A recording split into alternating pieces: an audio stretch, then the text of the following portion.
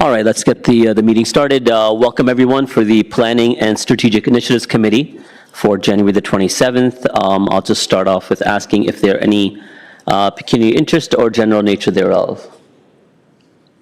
All right, seeing none, there are no consent items. We'll have our delegations, but before, to all delegations, the city values encourages participation and dialogue in the democratic process that occurs in council and committee meetings and through written submissions and correspondence.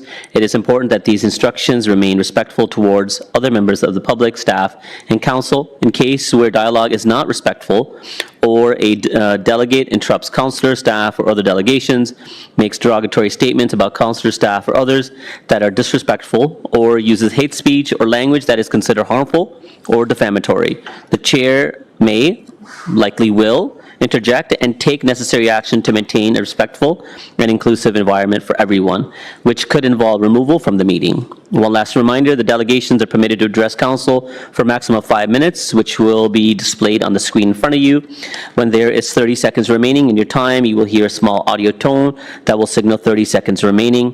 Please take that time to conclude your presentation, as there will be a second tone at the completion of your time, and the microphone will turn off shortly after the exceeded 5-minute mark. Lastly, please do not take offense if following your presentation there are no questions from council. This is council's time to really listen and reflect upon the opinions and ideas shared upon us from our community members. The first item, before we get to that, I will also read out that this is a formal public meeting to consider application under the Planning Act. In accordance with the Ontario Planning Act, only the applicant or owner of land affected by the planning applications, a specified person or a public body, and or the minister may appeal most decisions. If you do not make verbal submissions to the committee or council, or make written submissions prior to city council making a decision on the proposal, you may not be entitled to appeal the decision of the City of Kitchener to the Ontario Land Tribunal, and may not be added as a party to the hearing of an appeal before the OLT. To understand your rights of appeal, if any, or for further clarifications regarding appeals, please see the Ontario Land Tribunal website. The first item is for 6.1, which is the official plan amendment application, zoning bylaw amendment application, and that's for Hidden Valley Land Use Implementation Project. And I believe, Ms. Bustamante, you are starting off with opening remarks. Please, can you just cue in?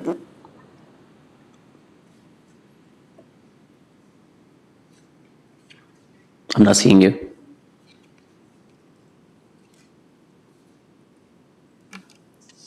Oh, okay. Go ahead. Oh, sorry. Let's try again. Okay. Excellent. You're on. Good evening, Chair Singh, members of council, and members of our community attending in person and watching on the live stream tonight. We are pleased to be here to share the Hidden Valley Land Use Plan for the unique area south of Highway 8 and bordered by the Grand River. Long considered a unique gem in the community, planning staff have been reviewing this area for years, for decades actually. And after detailed technical work, meetings with landowners, and many community conversations, we're here tonight to share a land use plan for Hidden Valley that protects important environmental features and habitats, while also unlocking more development permissions and creating opportunities for more housing. In planning, we are always balancing multiple competing priorities, but we're excited to be here to present a plan that represents the best in planning outcomes, protecting our environment while also enabling more housing, office, and retail. I'll pass it over to Carrie to share more details. Thank you, Ms. Bustamante. And then next we do have Carrie Musselman. Carrie, key in. Something's happening where it's not. I may need help from the clerks. Okay. I can have the presentation pulled up, please. Thank you.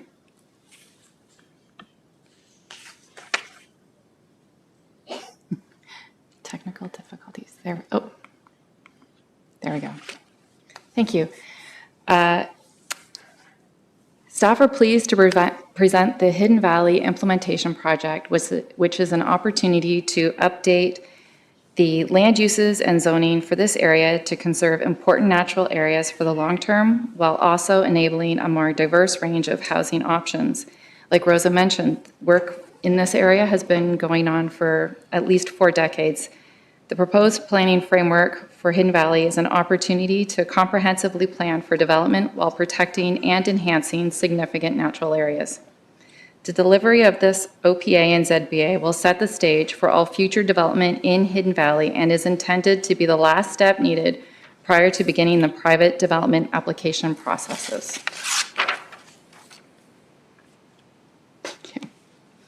The area of Hidden Valley that we've been looking at comprises approximately 183 hectares of land bounded by the Grand River, Highway 8, Wabanaki Drive, and the rail corridor near Fairway Road.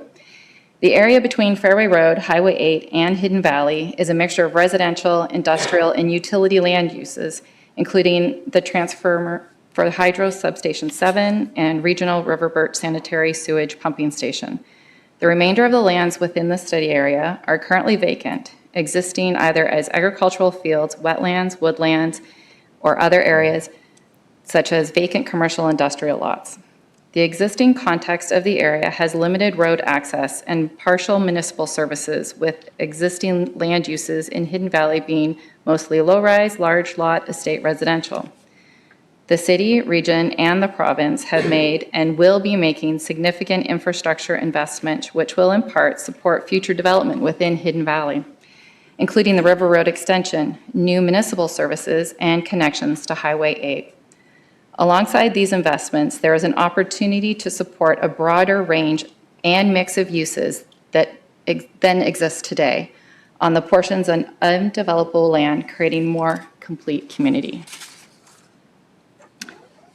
Can you change this slide? Okay. Well, the 2019 master plan has served as a foundation for undertaking the implementation project and preparing the proposed amendments. Staff have considered a series of new and emerging inputs over the past 5 years. This includes completion of a variety of technical studies, aligning with Regional Official Plan Amendment 6, also known as ROPA 6, supporting Kitchener Housing Pledge Target Number 6, and responding to various changes to new provincial legislation, policies, and plans. These inputs, community and collaborator feedback, and the 2019 master plan have been considered through the implementation project and have helped shape the evolution of the land use concept. Planning for more homes and commercial uses in Hidden Valley will make efficient use of land, existing physical infrastructure, transit, and community infrastructure. Development in this area will contribute to a healthy, complete, and balanced community. To facilitate development, a zoning bylaw amendment has been prepared concurrently with the official plan amendment. The proposed amendment will update zoning to utilize the base zones found in the new zoning bylaw for the existing developed residential area and pre-zone and zone properties with a holding provision in other developable areas. When a holding has been applied, it ensures that a property will not be developed prematurely or without all arrangements being finalized within a municipality. The proposed urban corridor that will serve as the spine of the community, as well as the destination along the future River Road, will create a compatible interface between the existing community areas and the industrial employment areas. Future development along River Road extension directs the broadest range of mix of uses closest to existing transit services at the Fairway Station and adjacent to potential future transit services. And a very important part is protecting the jewel to ensure the conservation of the significant and sensitive Hidden Valley natural area. As recommended in the 2019 master plan, a comprehensive EIS was completed, which led to refinements in the natural heritage conservation land use designation. The proposed land use recognizes the existing built form of Hidden Valley while providing greater built form flexibility in locations that are better serviced by future transportation networks. Okay, sustainability. As part of the implementation projects, we've created and completed water-related studies as well as supportive transportation policies and objectives. Why is this all important? The proposed planning framework for Hidden Valley is an opportunity to comprehensively plan for development while providing a variety of housing forms, at the same time protecting and enhancing significant natural features. This allows Kitchener to achieve another commitment of our municipal housing pledge to deliver more homes in Kitchener by 2031.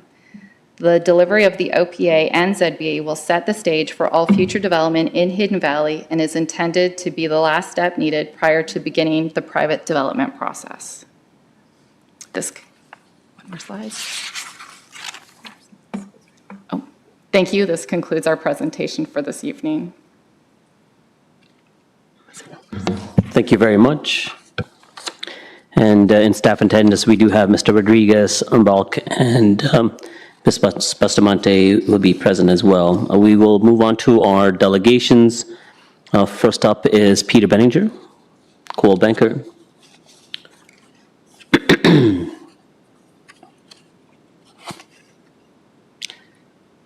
Peter, when you're ready, I think you have a PowerPoint also.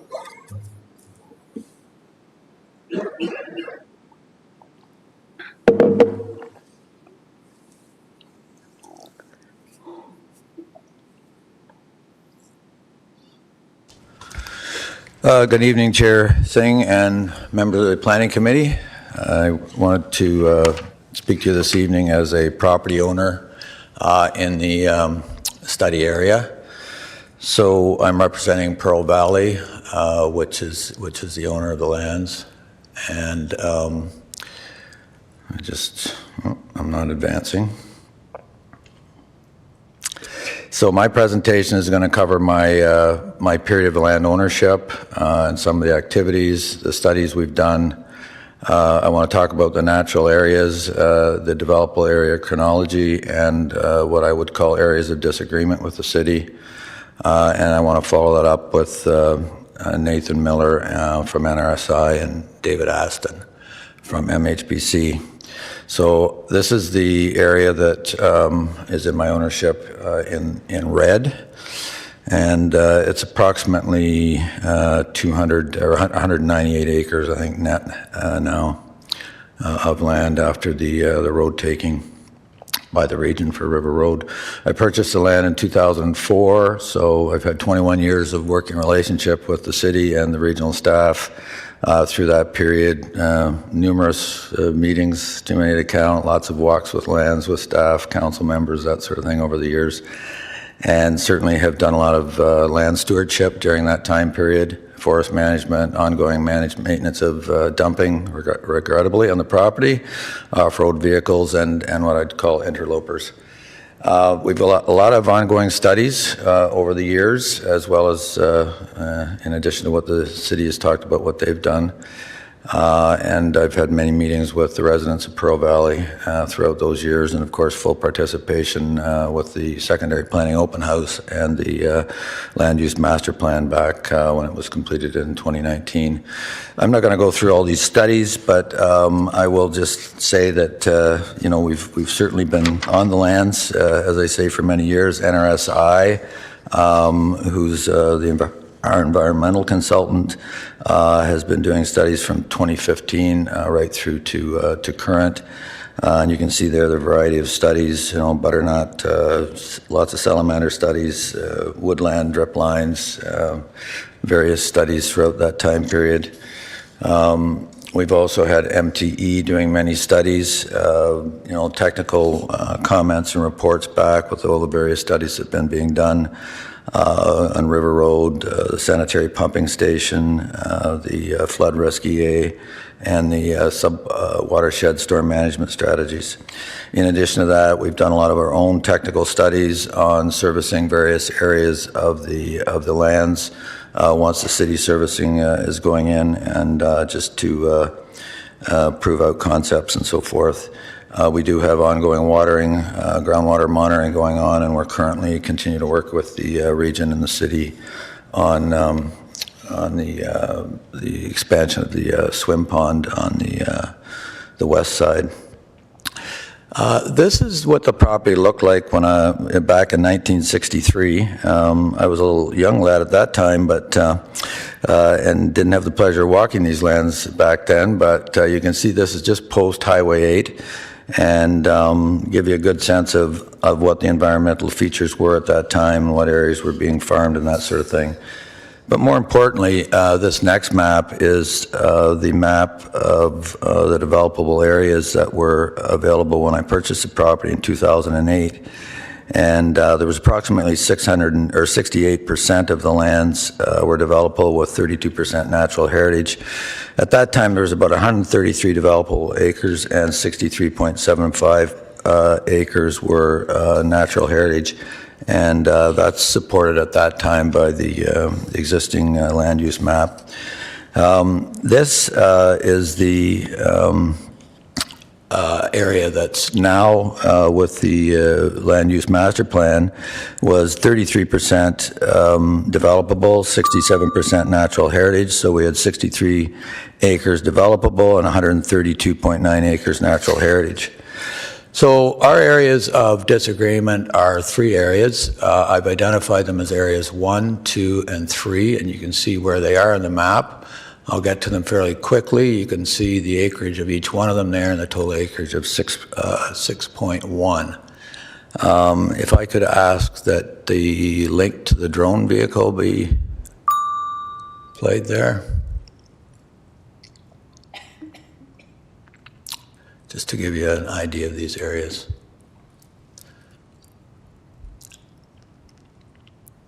So the area that you've seen sketched out there is the area, as I say, in disagreement with the city. This is over on the Highway 8 side of the property.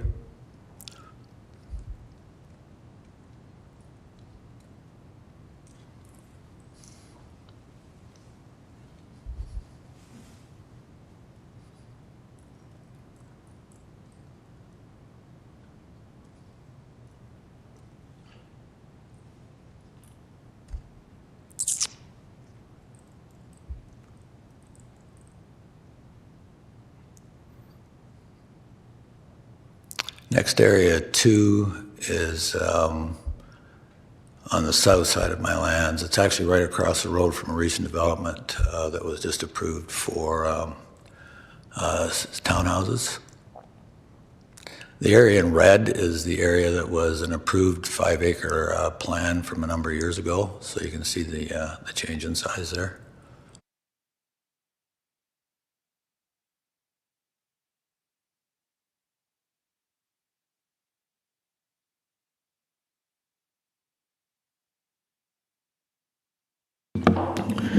Peter, you have additional representatives as well. Do you want them to kind of carry on with the video so they can specify?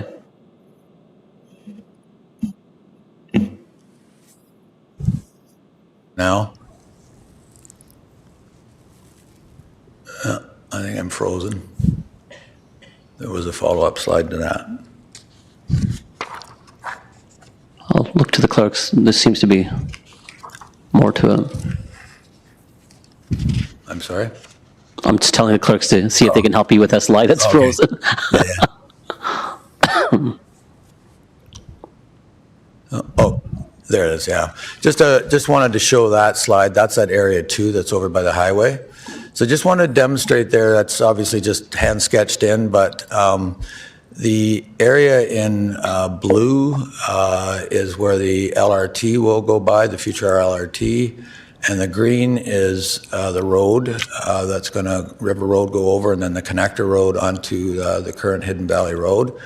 And then the red is the transition or grading area. So I just wanted to demonstrate kind of what that's going to look like once that's done in that area and how it would butt up against the lands that I'd like to be brought in.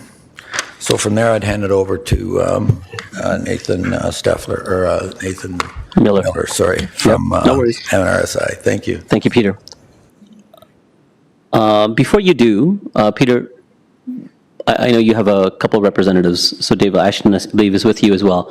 Do you want to ask questions together, or would that be easier? So we'll do all the delegations that you have, and then we can just ask questions of all of you at the same time. Okay, perfect. Yeah. Go ahead, Nathan. Again, as a reminder, you have 5 minutes.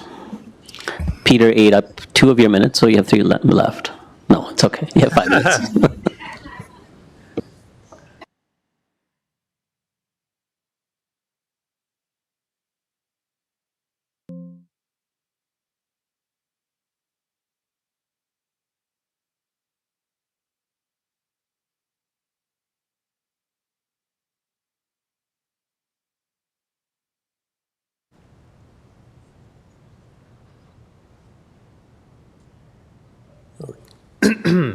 Okay, good evening, everybody. My name is Nathan Miller from Natural Resource Solutions, and I'm here tonight on behalf of Pearl Valley Development, and I'm here to provide some input on the... You know what, Nathan, I'm sorry, I'm Yeah. interrupting. It may be easier if you just bring the podium up for him so Oh. that he doesn't have to... How does that work?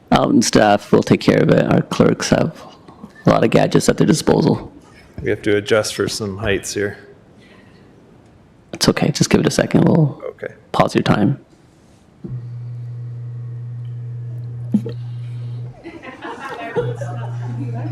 A little more? Excellent. Perfect. That sounds better. Okay, thank you. So I'm here tonight to provide some input on the natural heritage system mapping that has been provided as the basis for the part of the land use plan that's being put forward. And the recommendations that I'm providing are coming from the lens of the history of work that we've done on the property over the past approximately decade on Pearl Valley. And the hope that I have is that the recommendations that I provide will allow us to move forward with the most accurate natural heritage mapping and the most accurate land use plan mapping. And if I click, there we go. So I have a number of topics. I'm just going to dive right in. The mapping here is small and so is the wording, but I want to highlight two areas on the west side of the Hidden Valley area. These are areas that NRSI walked with the city and LGL back in August, July or August, and we were reviewing these areas to try to confirm some of the natural feature boundaries. On the north end there, which I've labeled Area 1, as per the letter that LGL prepared, that area, the natural heritage system boundary was to reflect the wetland community only, so it was to exclude those circular blobs that I've circled up there.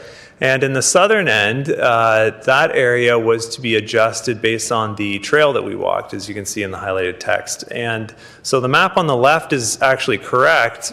It's the mapping that LGL provided in their CEIS, but that hasn't been translated over to the land use plan. So we'd like that to be updated.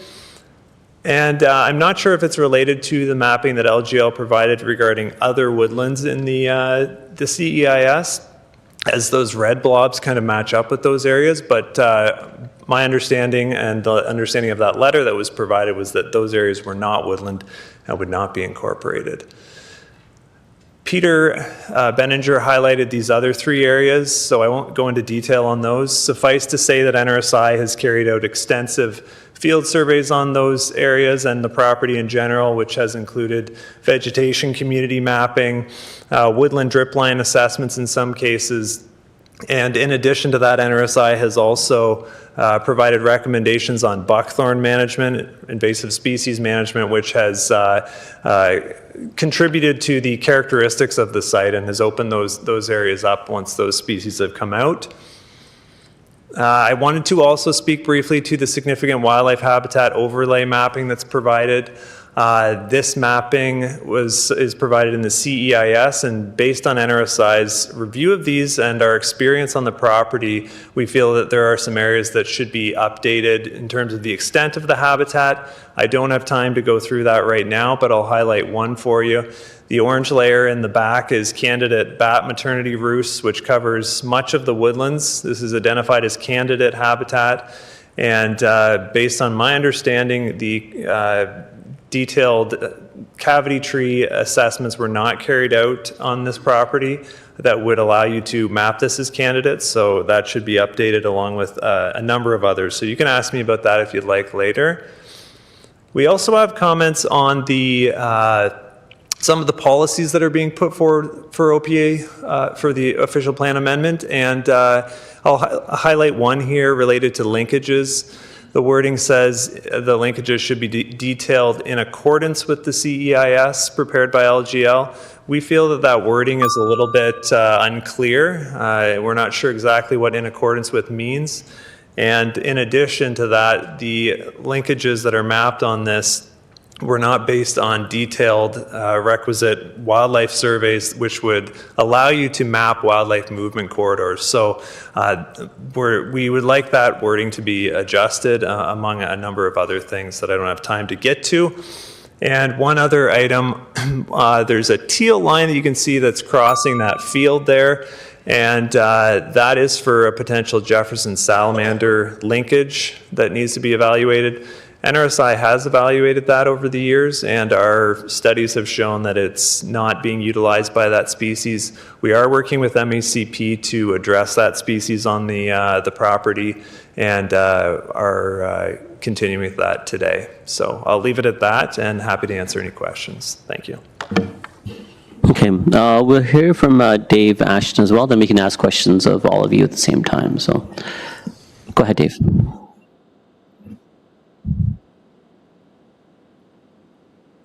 Committee, pleased to be here. I see now next time we'll organize our presentation in order of shortest to tallest.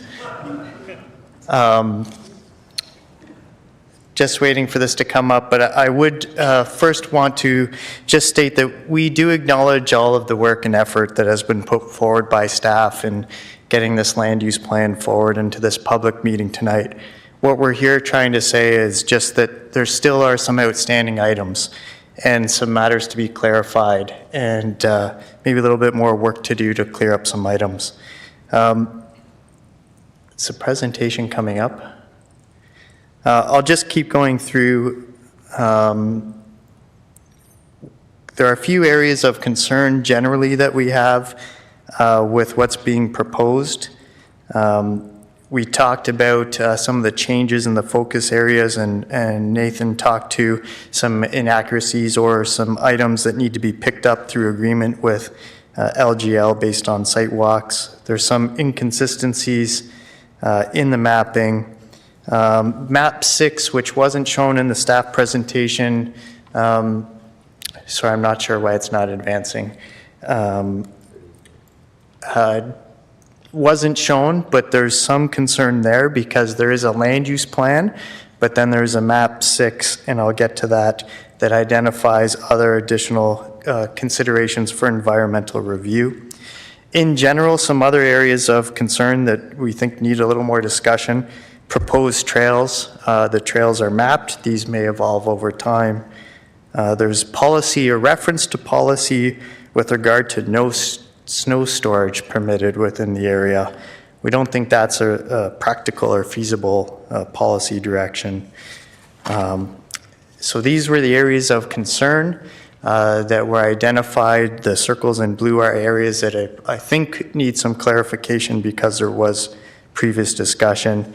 And then the other areas that were mentioned by Peter. And here's just a little bit of background on all of them with regard to the community plan, the existing draft approval, and in the area 3, the lands currently are designated residential, and the city plan is proposing to remove that residential designation.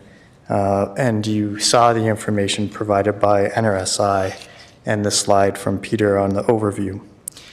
Area 4, this is an area where field work has been done. Nathan talked about what's happening in that area, and there was a brief overview of this area in the drone footage.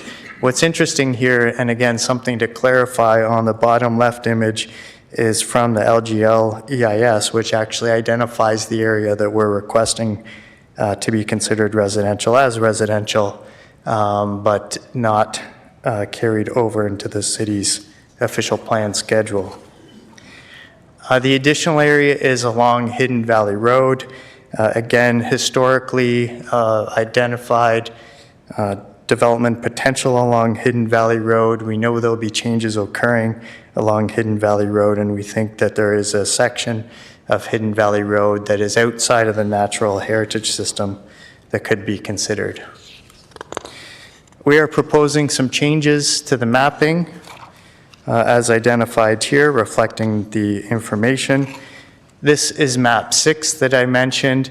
As you can see, there's the land use plan that identifies the natural heritage areas, and there's this additional plan that identifies a natural heritage feature and wildlife habitat based on the candidate wildlife habitat information, which we think needs some clarification and more information. This is really just an additional overlay, but it's creating additional cause for concern as there's really no uncertainty then with regard to the land uses in these areas until more study is done, and significant study has been done. With regard to the zoning, subject to the changes that we've been identifying through the official plan, there are also changes that would need to be made to the zoning bylaw. A couple other items that we request for the zoning bylaw is to look at permitting a hotel near the future roundabout, permitting the potential for a retirement home in the commercial area. We'd like to see clarification or removal of the references to prohibition on underground parking. The site is going to need underground parking. And remove reference prohibition on automobile uses. We think there may be some potential for those types of uses in the right locations. So in conclusion, the plans here show proposed modifications based on the information that we have presented. And these are based on detailed study and analysis, and some of which have been part of discussions and agreed to with the city. The modifications support the city's objectives, and it was identified in the report: protect the natural heritage system and provide additional lands for future residential, commercial, and office space.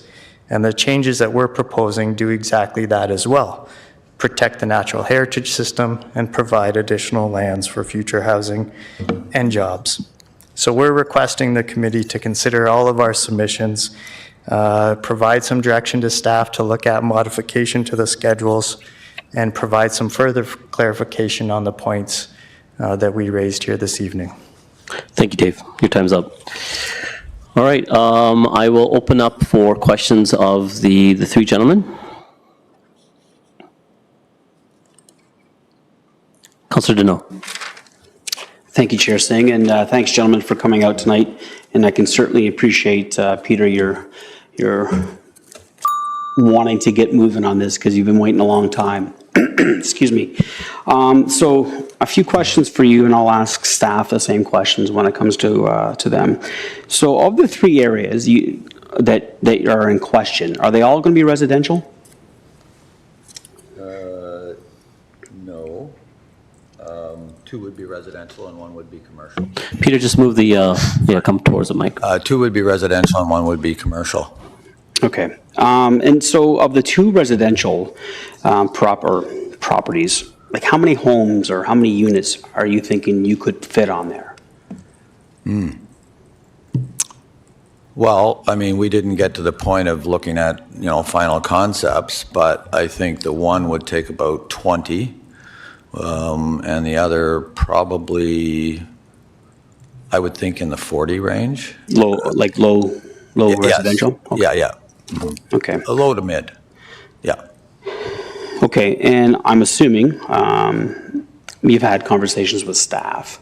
And what is the reason why they're giving you, why are they reluctant to include those three in the updated plan? Why are they looking to exclude them? Yeah, yeah. Include them in the natural areas? Yeah. Well, I think we just disagree on they view them as an extension of the woodlot or part of the woodlot, and we don't, from a technical perspective. And, I know I've been caring for these lands, the entire property, for many, many years. I know the property well. They're not part of the woodlot. Okay. That's my, of course, passionate opinion, but I have my technical opinions. Yeah, I could just add. Yes. Yep. I could just add that it seems like LGL, and they can obviously respond to this, or the city as well, but that there's a focus on the previous historical conditions of these areas, whereas we are focused on the existing conditions, what we see on the site today and over the last few years based on our site visits. And so I think there's maybe that discrepancy, but they could, I'm sure, clarify as well. Okay. Actually, my next question is for you. So there seems to be a discrepancy between some of the environmental studies, talking about the Jefferson Salamander bypass, and was it the tree hollowing for the bats? Or the- Yes, Yeah, yeah. so I'm just curious, why do you believe there's a discrepancy between your studies and other studies that have been done? Yeah, I think it's fairly simple. We have had full access to this property, complete access to these natural features, and we've been able to do the full field program that has allowed us to have very clear results about these things. If you only have partial access to the property and are only able to do, based on timing restrictions, certain surveys, you're going to miss some of that information. It's just inevitable. So I think it's the difference in access that we've had. Okay. So you're saying the city hasn't had as much access as your company has? Yeah, that's correct. Much of the natural features are bound up in private property. There has been some sporadic access over the years to various portions of it, from what I understand, but not complete access. Okay, all right, thank you. And you can ask for clarification of staff later regarding that access. Yeah. Okay, next up, Mayor Ivanovich. Thanks, Chair Singh, and thanks to the three of you for coming in this evening and for your presentation. And Peter, as you've acknowledged, you've been a good steward of the land over the years when there's been a lot of folks who have, I think you refer to them as interlopers, who came onto the lands and weren't always respectful of them. I just want to follow up on a couple pieces beyond what Councillor Deneau asked. You talked about the hotel near a roundabout, the retirement home, and the needs for underground parking and those not being included. Wondering if you can provide a little more insight into that. Sure, thank you, through Chair. There's a few different areas that we had been looking at for those specific uses within the zoning. So at the future roundabout at River Road, there's the corners of the roundabout. There's kind of oddly shaped triangles that were left over. And then on the, what I'd say, the south or the east side are some larger blocks. And the one larger block is proposed residential 7, Res 7. We think that, we'd like to take a look at that for the potential hotel location. It's not permitted in the Res 7, but it's a block that's large enough near the roundabout with good access for that. And then the retirement home, where there's a block kind of more to the north. It's a commercial block, and we think that there's a good opportunity to look at a retirement home in that location. So we're just looking at some flexibility around the roundabout and just some additional uses there. And a third part of your question, sorry. Underground parking. Underground parking, the way that River Road has come through the site and the location of the road, and if you can picture the grade there, the road is high and it's kind of dipping, plateauing and dipping down. We've been working with MT and Peter on future design, and what happens is for any future development, there'll be kind of a couple plateaus and an internal street. And that's going to require underground and at surface parking to kind of pick up the grade for a higher density style of uses. So if there's talk about restricting underground parking, the way that the grade of the lands is to have kind of a grade all the way down, it would take a lot of grading, a lot of walls, a lot of expense to get a flat area and another flat area to only have surface parking. And we don't think that it's an objective of the city to only have surface parking. Right. So that's what, there's some design consideration and feasibility for the buildings and just what we're going to need to deal with the topography and grade because of what's left over after River Road. Okay, thanks. Peter, I believe it was in your presentation that you talked about Area 3 and the removal of residential, and I think in previous conversations, This reference, this goes back to the original secondary plan. Mike, are we talking about the same area? And just a concern that it was permitted back then and Yeah, that was area 1 Okay. on my areas of concern. okay. Yeah, if you remember on the drone shot, the red outline and then the smaller outline, the red outline represented, approximately the lands that were approved previously in a previous draft plan for residential development. And then the smaller area was the area that we've scoped out with, we've done drip line assessments there and the other assessments that are necessary to look at what we think is a developable area now, which is what I demonstrated on the drone shot. Okay. Those are all the questions I have for now. I may have more later. Thank you, Mr. Chair. Okay, Councillor Ioannidis. Yeah, thank you, Chair, and thank you, gentlemen, for coming in. My questions were kind of addressed through Councillor Dino, but I just want to get a little better understanding with Mr. Miller and what your qualifications are and your history with the site. Yeah, for sure. So I'm a senior biologist at Natural Resource Solutions, and I'm the project manager on this file. And I've been managing it for a couple of years now. I've been involved on the project much longer than that. So I'm very familiar with the site. I've completed surveys of many different kinds on the property, and completed all the recent site visits as well with City and LGL. So yeah, very familiar with the property. Yeah, if there's anything else you want me to elaborate on, just let me know. Okay, so the biggest difference in an opinion you're saying is because of access? Overall for things like the significant wildlife habitat, yes, absolutely. For those specific areas where we both walked them, it has to do more so with whether we're focusing on existing conditions or historical.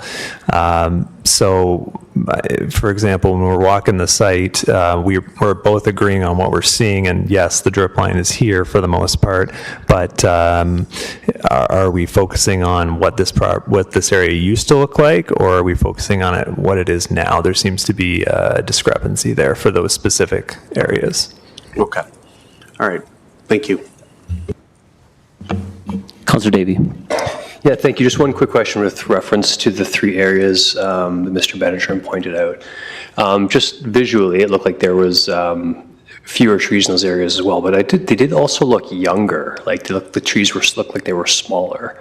Do you have any history in terms of, I guess staff's arguing, if I'm understanding your argument correctly, staff's arguing there used to be more trees there, and now it looks like there are fewer trees, or at least they've only been there for maybe 15 years, something like that. Do we have any history on those 3 specific areas? Yeah, the areas I would say primarily are ash that has been fallen over time and that sort of thing and cleaned up. There's a lot of buckthorn and so forth. The smaller trees that you're seeing, I think, are mostly ash. Okay, that's all. Correct. Yeah. Okay, thank you. Okay, thank you, gentlemen. That's all the questions for you. Thanks again. Thank you very much. All right, questions of staff.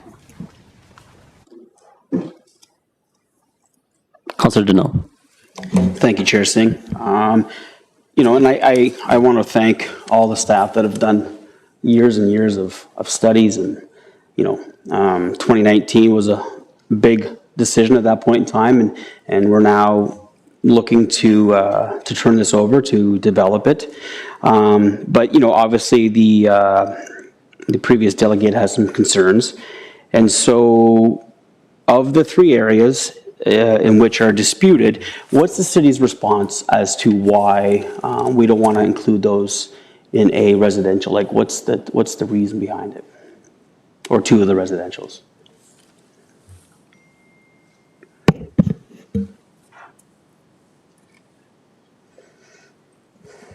Hi. The 3 areas have different numbers. Do we want to put up one of the maps with numbers on them? Ours have different numbers. I'll refer in the meantime, in the interest of time, to directions. The area on the northeast side of the ESPA, which is the one closest to Highway 8, was included as part of the regionally significant woodland designation by the region. It's also incorporated into the terrestrial woodland that is part of the Jefferson salamander regulated habitat. It wouldn't have been included in that regulated habitat area if the province did not consider it to be part of the contiguous forest and habitat for the terrestrial phases of Jefferson salamander. That is similar in the northeast red circle and Area 3. So Area 3 and 4 on our drawings as displayed currently.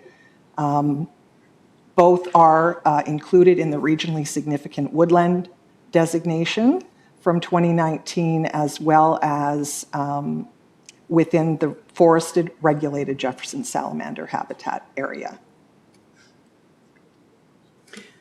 Okay, thank you. So the regionally significant woodland, have they commented on those 3 areas then? Yes, they have. They were part of their recent change in jurisdiction regarding environmental planning, just at the beginning of this year, notwithstanding. They have been part of the steering committee for these studies for many years, and we have written documentation from the past year after the site visits in July that Nathan referred to. The regional staff were at those site visits as well, and they have continued to support the extent of the regional woodland in those 2 areas. Okay. I guess, going back to or talking about studies, the delegate had indicated that, they had full access to the site, where the city didn't necessarily have full access. And that's why we see a discrepancy between, the Jefferson salamander thoroughfare or the bat tree hollowing. And so can somebody speak to that and why the city believes there is a discrepancy? And have you ever had full access?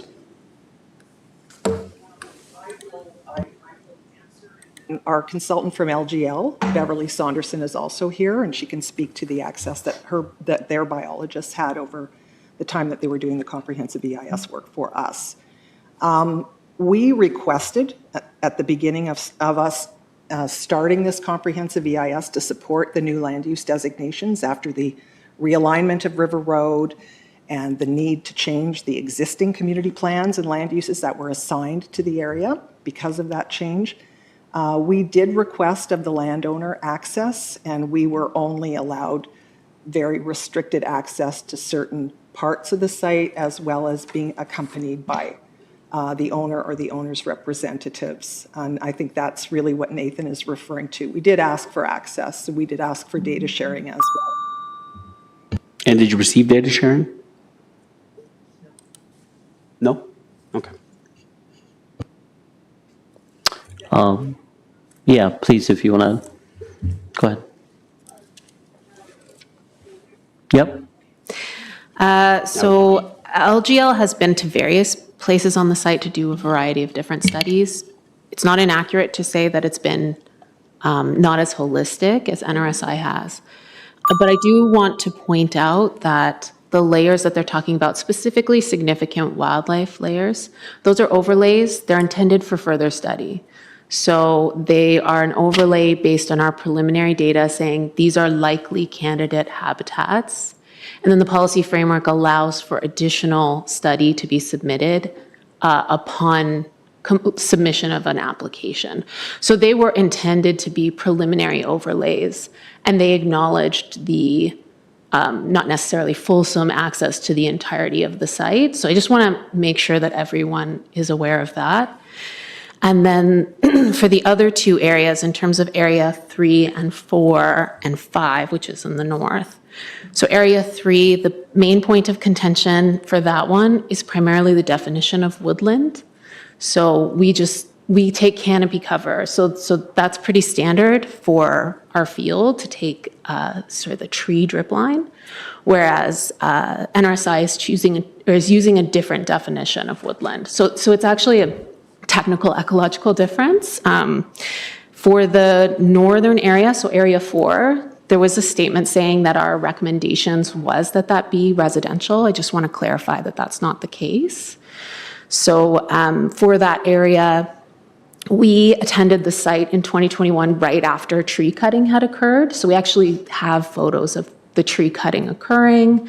And then we received comments from the region about that forest and what they would have recommended in terms of that area, because it was previously identified as regional woodland.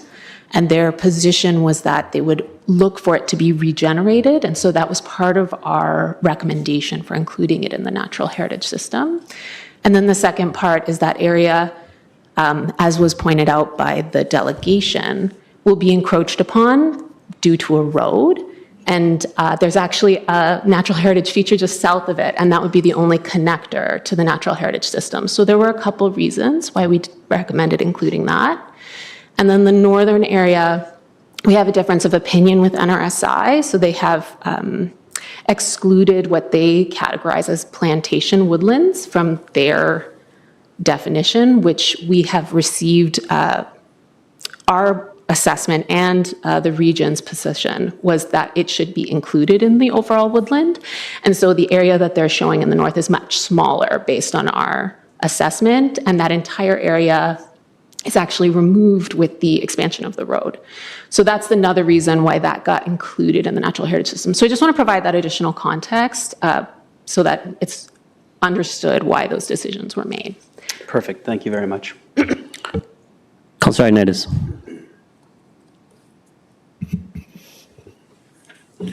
There was a lot there to unpack. Sorry. So I'm still trying to get to the discrepancy part, and you're saying no data was shared from the property owner's consultant? So the only data that was shared to us was an overall map of their interpretation without any corroborating evidence. And so no environmental impact study or technical data was provided. And so it was anticipated that we would review that information, or rather the city would review that information when a development application was submitted. Okay. So if you had that information beforehand, would that be helpful in helping reevaluate what those areas could be?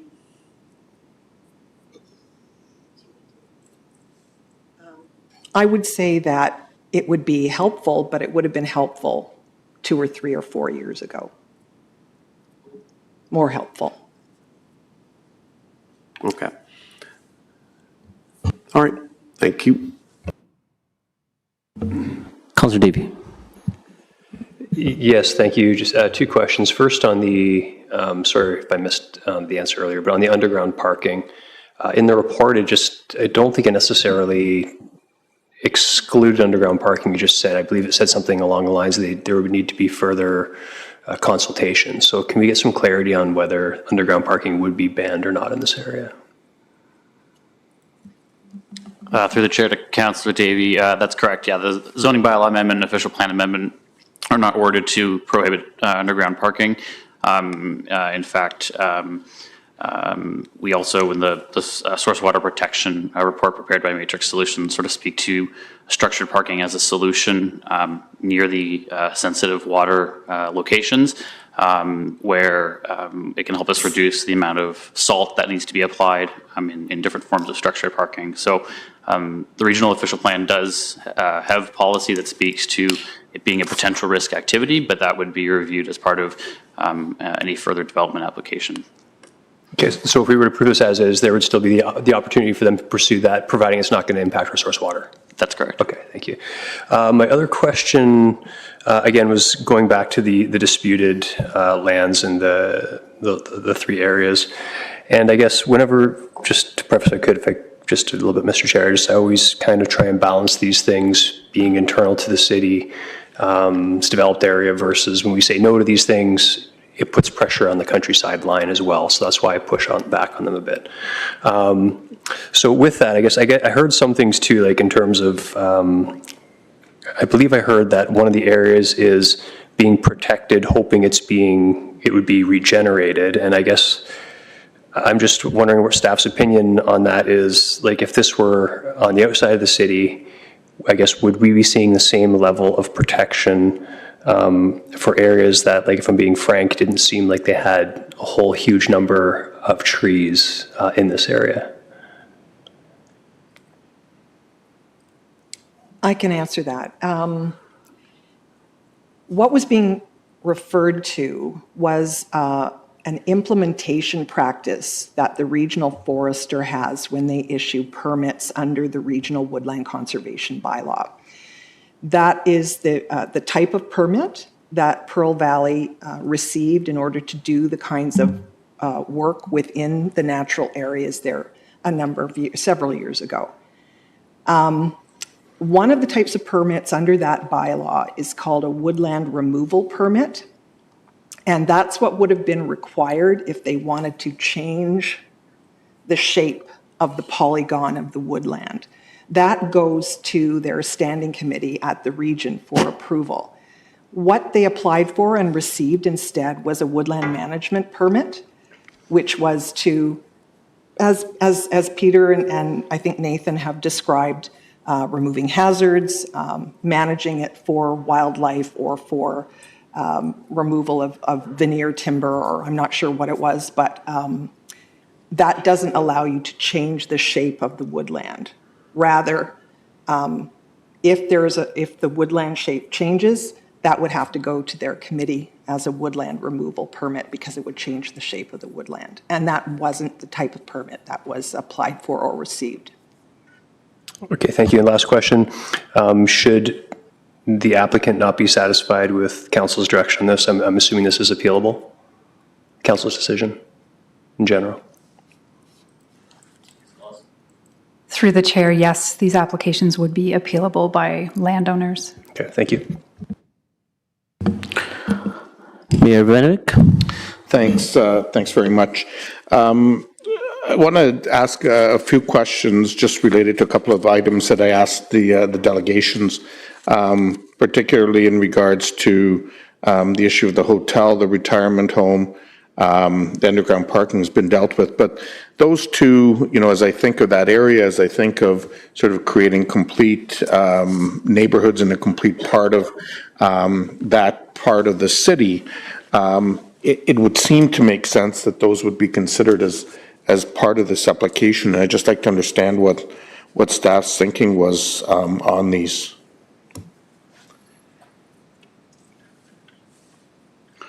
Through the chair to the mayor. So speaking to the hotel lands, as we just learned through the delegation this evening, so I understand that the hotel was potentially desired on the east or south side of the River Road extension, which is currently zoned residential 7, so the highest density residential zone. On the opposite side of the street is mixed use 2. Staff can confirm that on the west side of the street, that hotels are permitted in the mixed use designations, not on in the residential designations. So we can take that away and consider those comments that were received there. And then as it relates to the commercial, the commercial and the long-term care, I believe it's the Res 7 zone that permits our small and large-scale residential care facilities. And so again, we learned that through the delegation this evening with respect to where those potentially would be desired. So those are areas that could be relooked at?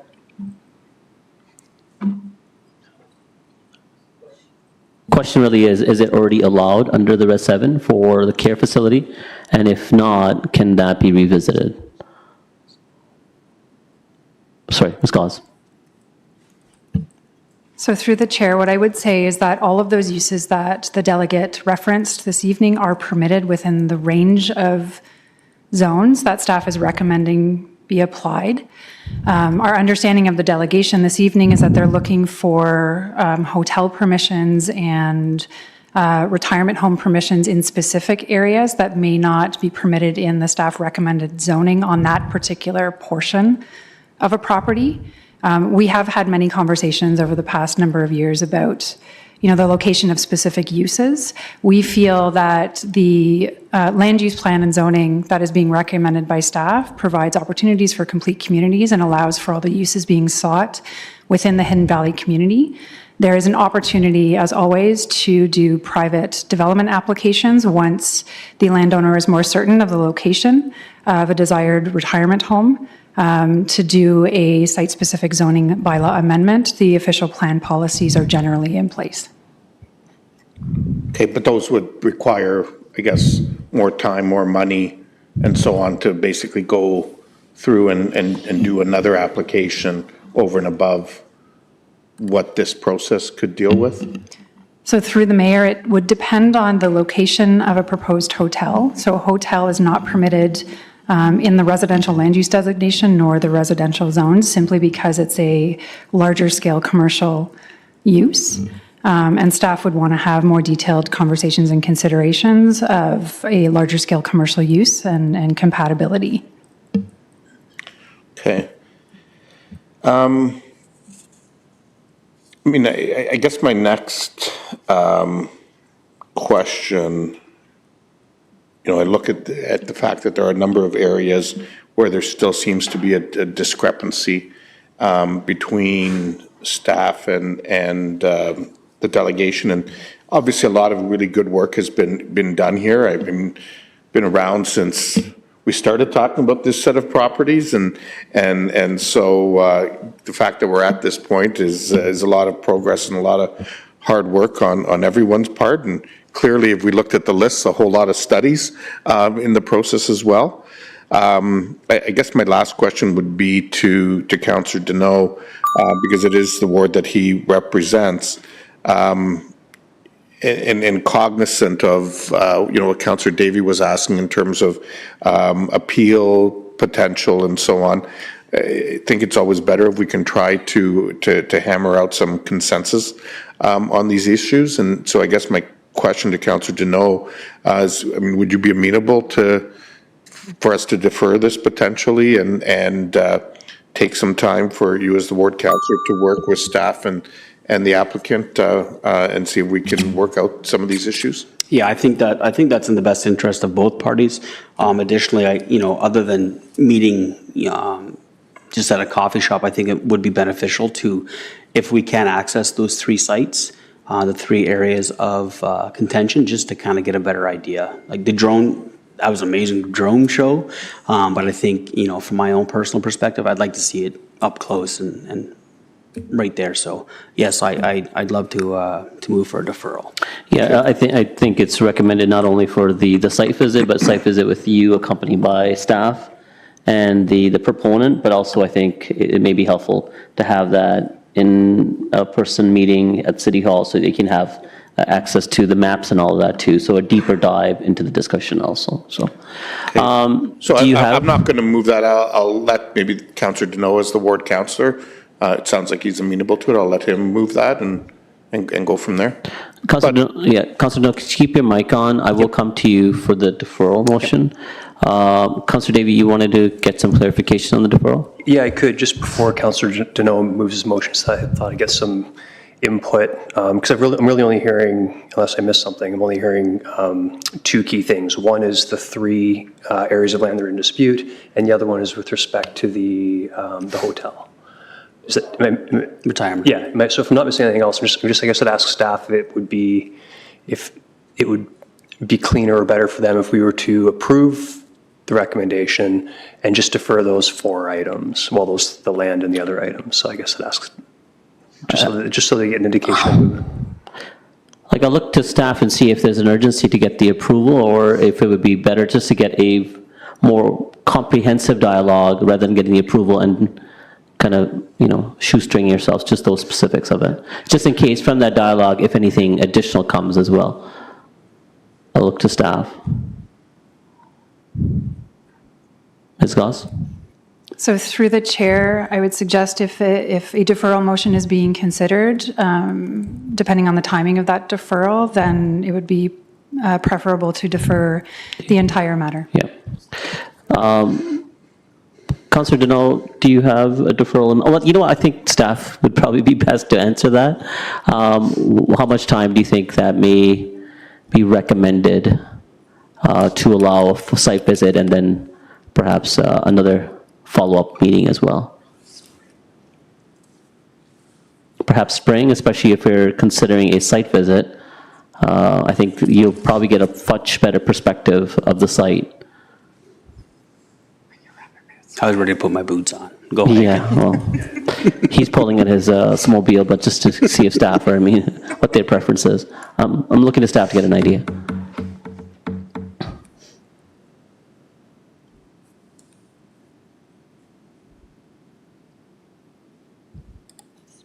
Sorry, through the chair, we're just debating whether a winter hike will give us the right information or whether we need, spring.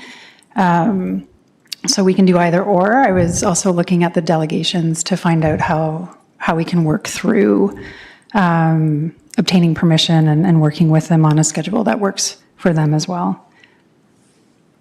I would also say that in the meantime, if there is additional data that NRSI could pass along to help inform, our technical consideration of the area, that might be helpful in the interim as well. Okay. Do one of you want to come down just to confirm the timing, or?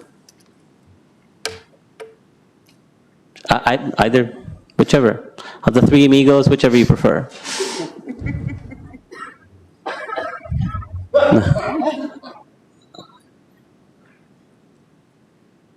So really the question before you is, and I'm hoping there's collaboration and agreement on all parties, is if you're looking at a deferral to allow time.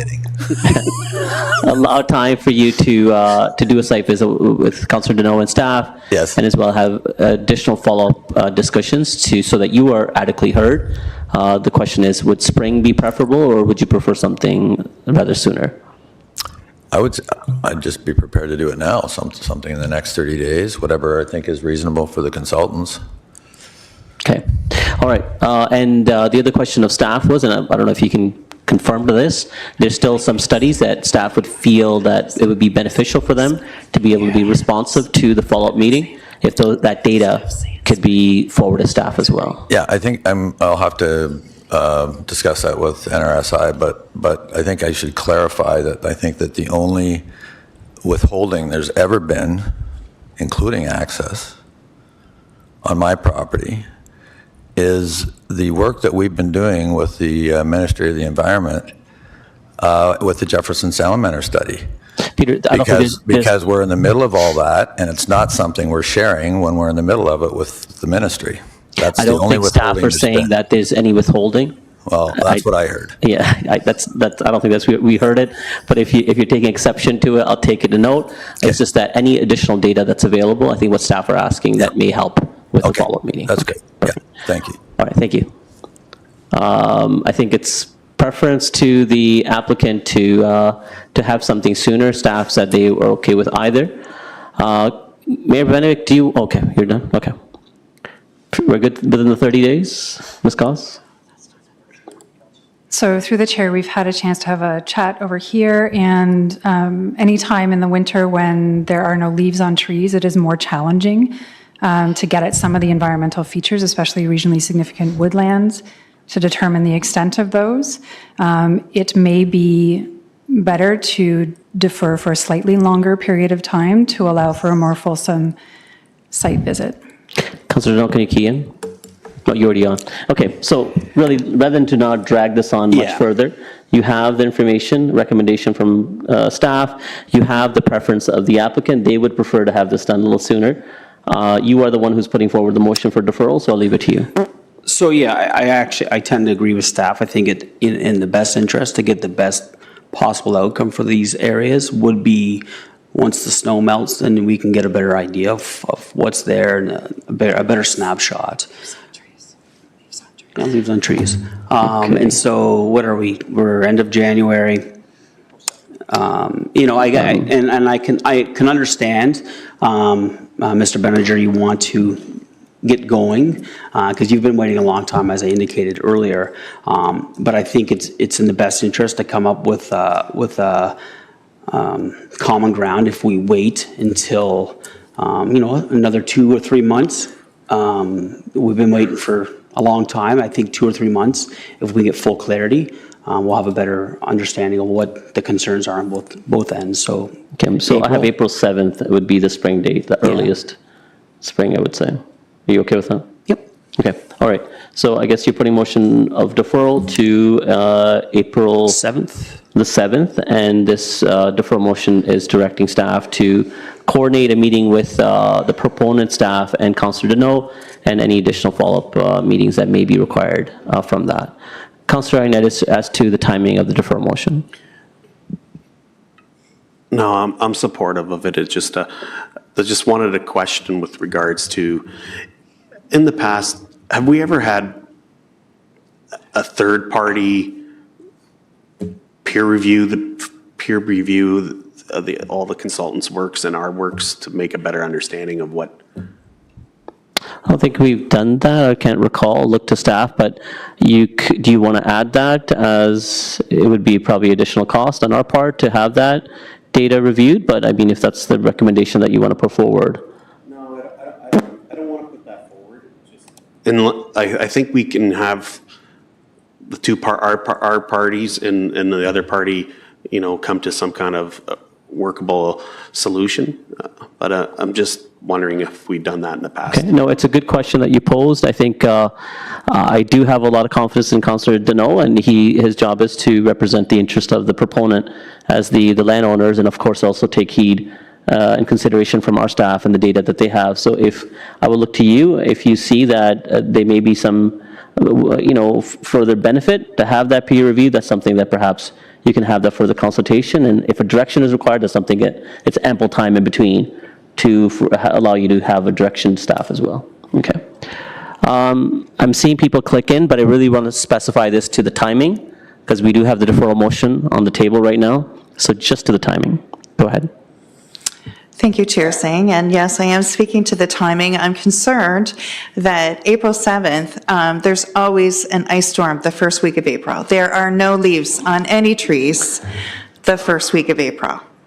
I don't know exactly when the leaves come, but I'm thinking May 7th would be, if we're looking at, early earlier as opposed to later. I think that if we're going to defer it to try and get good data, you're not going to get good data by April 7th. Sorry to throw that wrinkle in there. So looking at our council calendar, in May, we have council on the 28th of April, and then after the next council meeting is the 26th. It's only the standing committee, the 12th. I'm assuming that this could come to a standing committee or special council on the day of the standing committee as well. Mr. Reedman.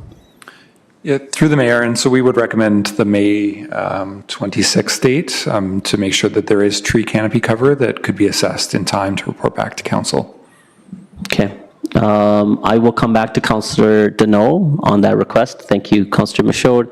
And as to the timing, presumably being on the 6th of April or either 28th of May, Councillor Schneider. So, no, mine was commented, can other councillors attend? I don't think that should be an issue, as long as there's not quorum. Yeah. But that would be the only problem if there's quorum. Okay, perfect. Yeah. Councillor Deneau, I'll look at you again. Which one do you prefer of the two dates? Thank you, Chair, and thank you, Councillor Johnson. I guess I would ask the representative for the city, is that the most suitable date once we get more foliage on the trees? Yeah, so I think we're okay with the May, it was the end of May was the date that was provided by? May 26th. Yeah, that sounds doable. I do want to just point out that we do have site photos as well, so that if that helps in the consideration. I think both NRSI and LGL have lots of site photos that we've taken, if that helps in terms of, seeking to avoid an additional site visit, but. No, that'd be perfect. Yeah. I think still an additional site visit is important, but if you could please share the site photos, please. Thank you. So The date. Yes.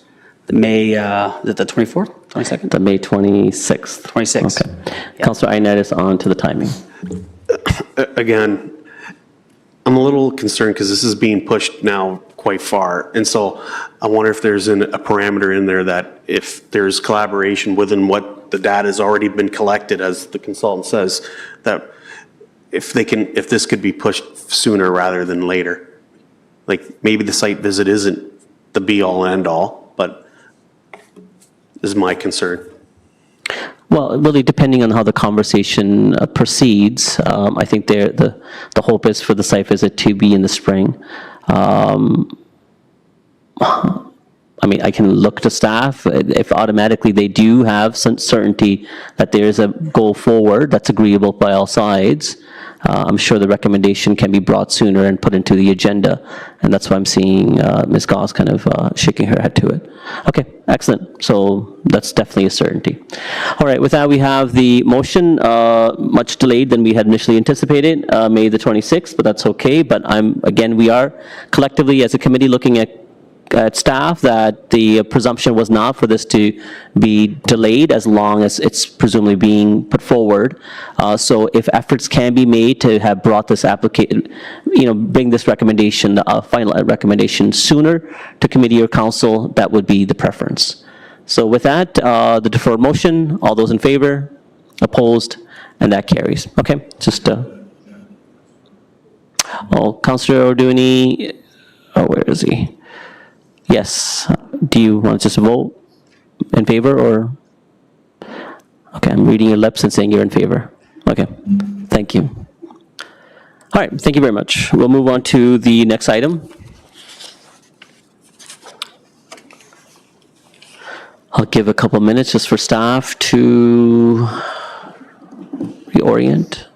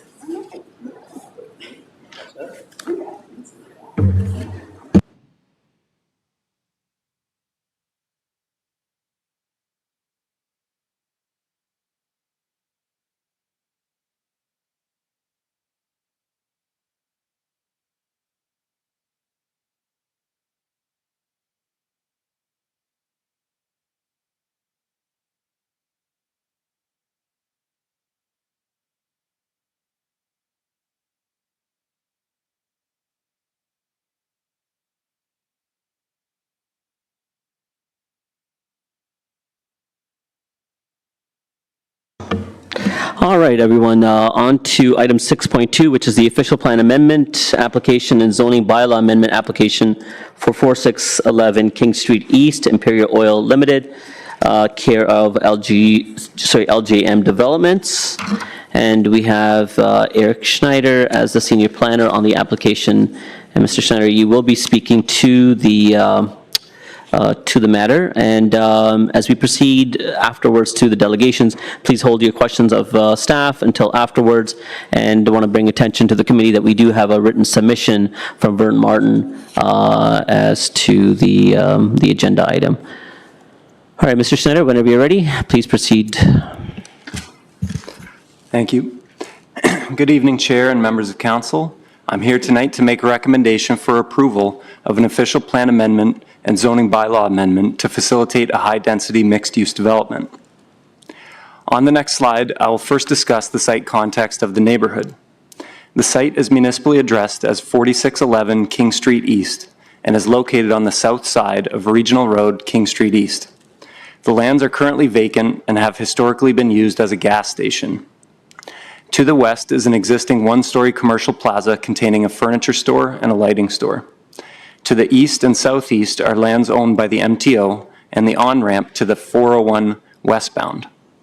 To the southwest, the property abuts 3 properties containing single detached dwellings that face Limerick Drive.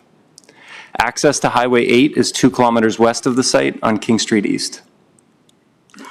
On the next slide, I'll discuss the proposed concept. The site is proposed to be developed with a mixed-use building containing a 7-story podium with 2 towers of 22 and 33 stories, containing 726 dwelling units. The ground floor would have commercial units facing King Street East, and the second floor would contain approximately 13,000 square feet of office space. A total of 493 vehicle parking spaces and 404 bicycle spaces are provided within a proposed 3-level underground garage. Vehicle access is proposed from a driveway on the west side of the site accessing King Street East. Outdoor amenity areas are proposed at grade at the rear of the site and on top of the 7th floor podium. On the next slide, I'll briefly discuss the proposed holding provisions. Planning staff are recommending 4 holding provisions to be applied to the lands in order to ensure that sufficient studies and reports are prepared by the applicant and accepted by the city, region, and the City of Cambridge before the development could proceed. This includes a record of site condition to address on-site contamination from its former use as a gas station, and a noise study, both to the satisfaction of the City of Kitchener. Confirmation of adequate sanitary service requirements is required from the City of Cambridge, as the lands are within a catchment area for a cross-border agreement with the City of Cambridge for sanitary services. And finally, confirmation from the Region of Waterloo, who has purview over the regional road King Street East, that stormwater flows from the site are acceptable to their standards and the current stormwater infrastructure within the King Street East right-of-way. As we move to the next slide, I'll speak about the current opportunity with the application. The opportunity to facilitate redevelopment of an underutilized vacant commercial site while providing a mix of uses on site. The opportunity to add 726 dwelling units within the King Street East intensification corridor, and to foster an efficient use of land, and to add visual interest to the city's skyline in this area. Moving now to the next slide, I will summarize the details of the official plan amendment and the zoning bylaw amendment request.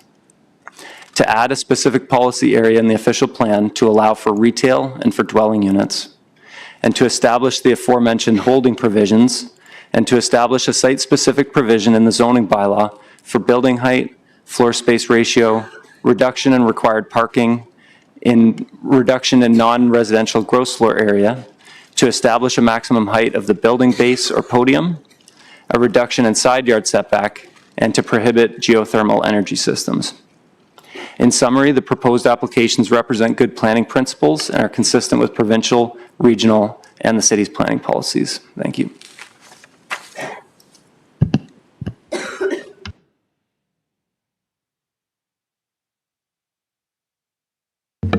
Okay, sorry. Thank you. Thank you for the presentation. We'll now go to the delegations, and we'll start off with Brandon Flewelling from GSP Group, and he has a PowerPoint presentation. You have 5 minutes to make your presentation.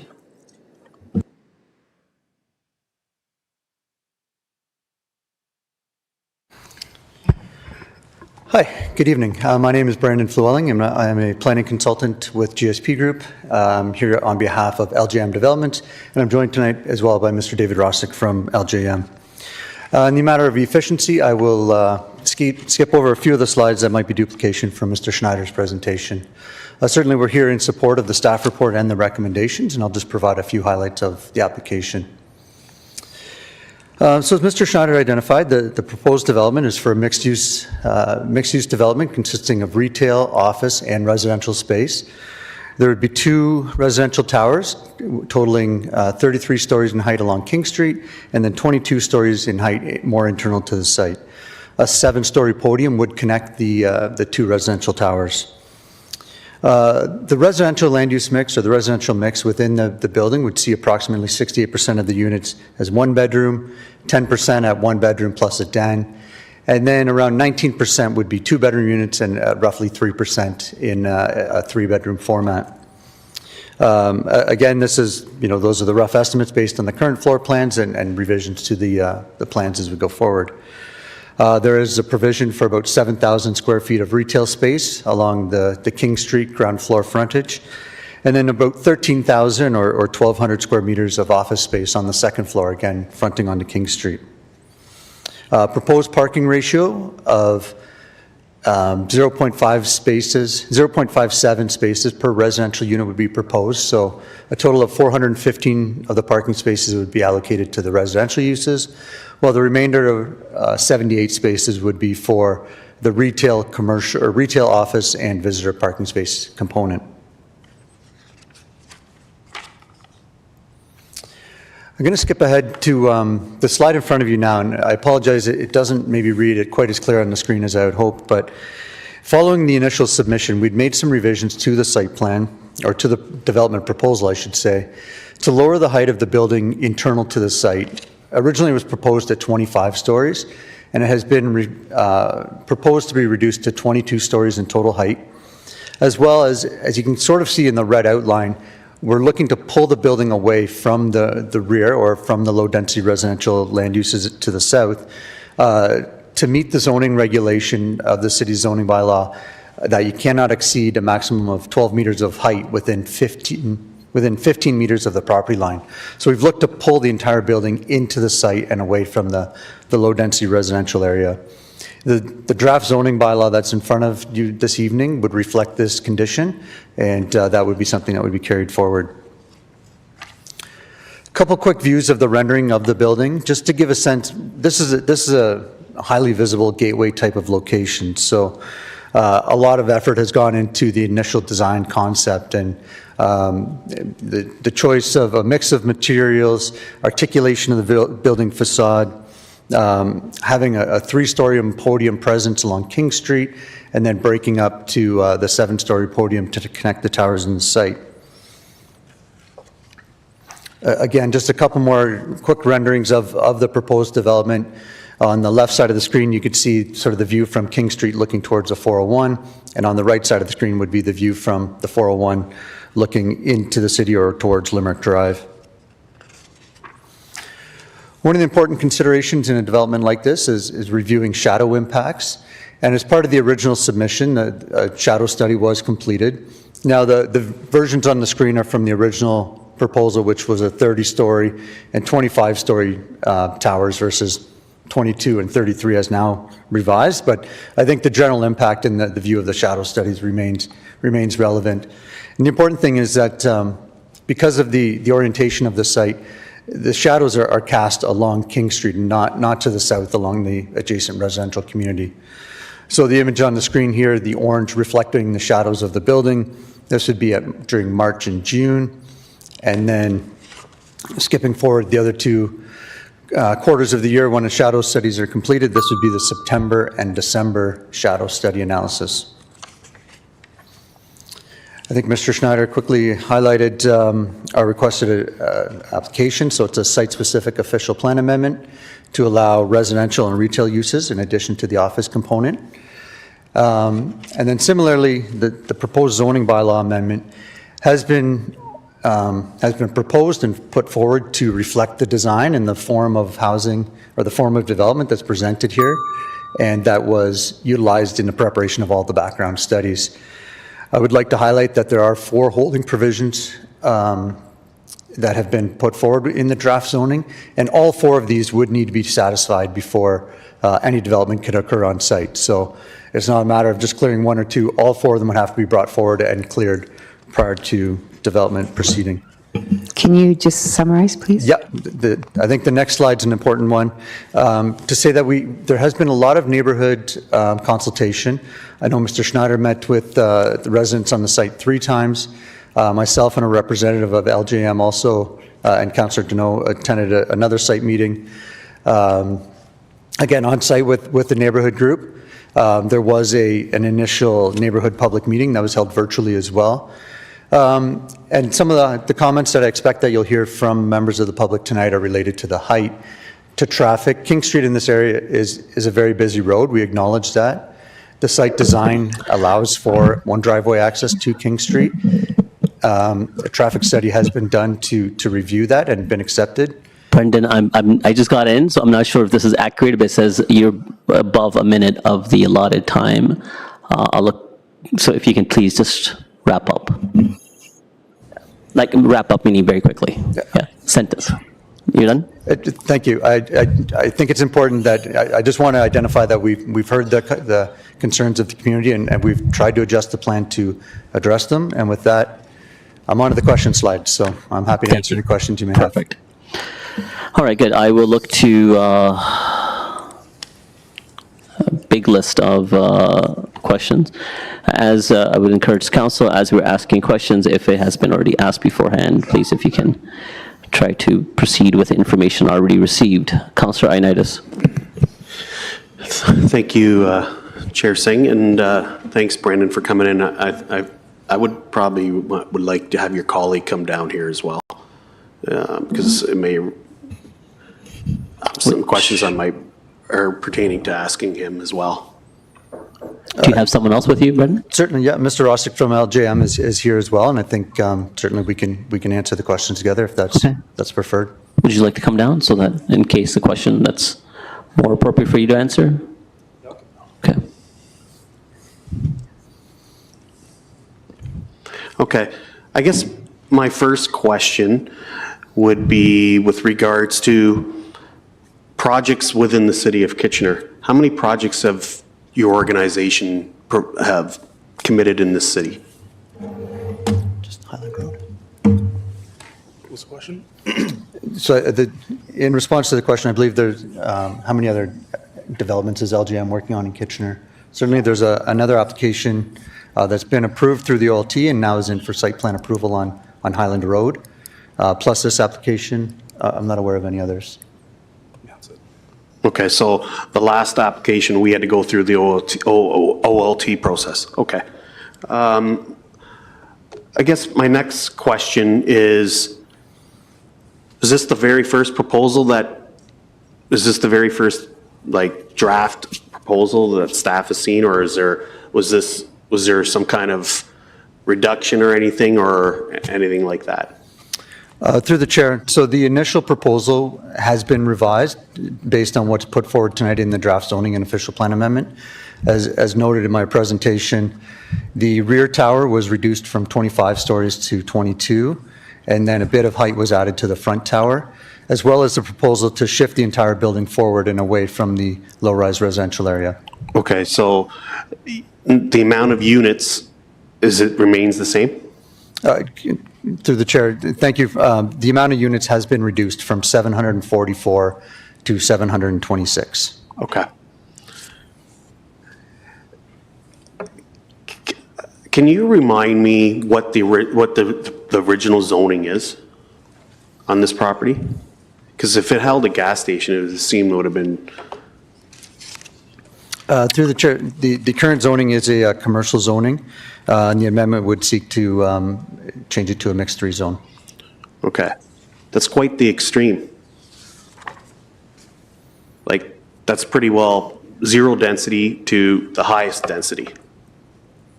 I think the question what's being asked is why do you feel that the application, the justification from that density asked?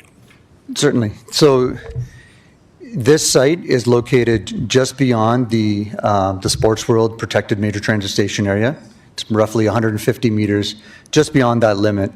This is certainly an area, the Sports World and other major transit station areas are areas within the city that are proposed to accommodate additional height and density, to accommodate intensification within the city, to support the LRT and meeting the housing demand of the city. While this property is just beyond the 150 meters, it's still within that same area, it's still within the same neighborhood context, the same arterial corridor that is identified through the city's official plan as an area to accommodate additional growth and intensification. Okay. Okay, thank you very much. I'll let my colleagues have further questions. Councillor Chapman. Yeah, thank you, and thank you for your presentation. In the report, it refers to outdoor amenity spaces. Can you give us some details on what that would look like? Certainly, through the chair.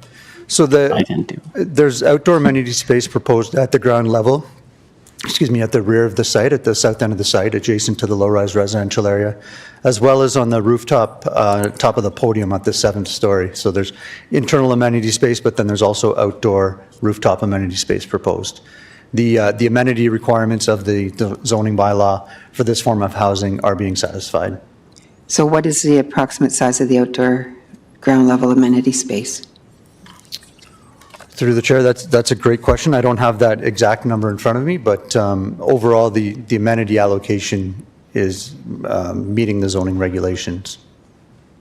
Okay. The report also refers to this proposal addressing the climate emergency by creating transit supportive communities. Are there any other aspects of the proposal that address the climate emergency? Let's say high-performance development standards, for example. Through the chair, detailed building designs are not available at this time. I think certainly the intensification of the site, accommodating more people in less space, is one of the many mechanisms to help address the climate emergency and climate change.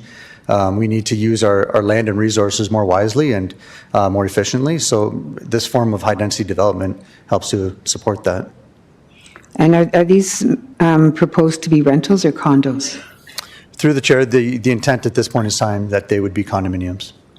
My final question is regarding affordable units. Will there be any affordable units in the build? Through the chair, at this point in time, there's not none of the units are identified to be enrolled within an affordable program. Right. Okay, thank you. Councillor Schneider. Thank you, Chair Singh, and thank you for coming in.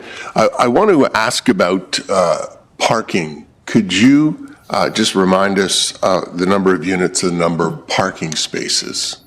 Certainly. Through the chair, to Councillor Schneider's question, the total on-site parking, so a parking ratio of 0.57 spaces for residential units is proposed.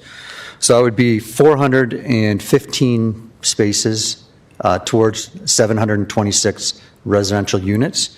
In addition, there would be 78 spaces to be shared amongst the retail and office component of the site and visitor parking. So a total of 493 parking spaces and 726 residential dwelling units. Okay, can you help me understand, like this location, to me would be, I feel, appealing for someone who is going to be commuting and wants good access to the 401. So I would think this would be a fairly car-centric development, yet it doesn't, in my mind anyway, I'm no expert, I'm not a planner, but it just seems that the parking levels for this are insufficient. Certainly. Through the chair, you know, it's an interesting location because, again, it's just outside of a major transit station area where the city has gone through a comprehensive review and said, you know, in these areas, we don't need any parking except for limited visitor parking. We're outside of those boundaries that are drawn on a map. You know, they're drawn 800 meters around the station area, and we fall beyond that. So certainly it's a balance of recognizing the context of the area, the form of development that's proposed. It comes down to LJM and the marketability of these units and understanding what, you know, what will the market bear and what is the market looking for in terms of acquiring these units. So there's a balance there, certainly. Part of one of the recommended transportation demand management tools is that parking be unbundled from the actual unit, the sale of the unit, so that if you want to buy a unit and you don't want parking, then you're not burdened by paying that extra cost for parking. Or if it is something that you want, then you know that you have to take that into consideration in your purchasing. So certainly access to the 401 in the interest of commuters, I see your point, and I think that's well taken. But then the flip side of that is trying to encourage more people to use transit and the future LRT that will travel right in front of the site. There's existing bus routes in the area and access to the greater transportation network that way as well. So it's a real balance. Okay, thanks for your answer. Councillor Deneau. Thank you, Chair Singh. Thanks, Brandon, for coming in tonight. I'll just start by expressing a bit of disappointment that the developer's not here. I'd asked him in October if he'd be at this meeting. He indicated he would be. And so if he's watching right now, I'm very disappointed that he's not here to hear concerns from this council. You know, particularly because of past dealings with the city. Through the chair, if I just may respond to that, and I'm sorry, it's just the 5 minutes, I missed a few of the points in my presentation, but certainly Mr. Meehan had full intentions on being here. Unfortunately, he did have to travel overseas on sort of urgent business that is conflicting. They were logging in to watch the presentation tonight, but my apologies, I should have sent his regrets at the onset of my presentation. Okay, thank you. So I have a number of questions. When we met in October, you had mentioned, and this goes along with Councillor Snyder's question, you had mentioned that the vision of this development is for commuters. That's what you had stated, that you see it at, or that was what was indicated. There was a commuter kind of a development. And so to go along with Councillor Snyder's question, so commuters drive cars. We have access to the 401 to go west or to go east. And so why, and I understand what some of your reasons why, but explain to me how you came up with half of the residents or tenants in this unit are not going to drive a car if you considered this development a commuter development.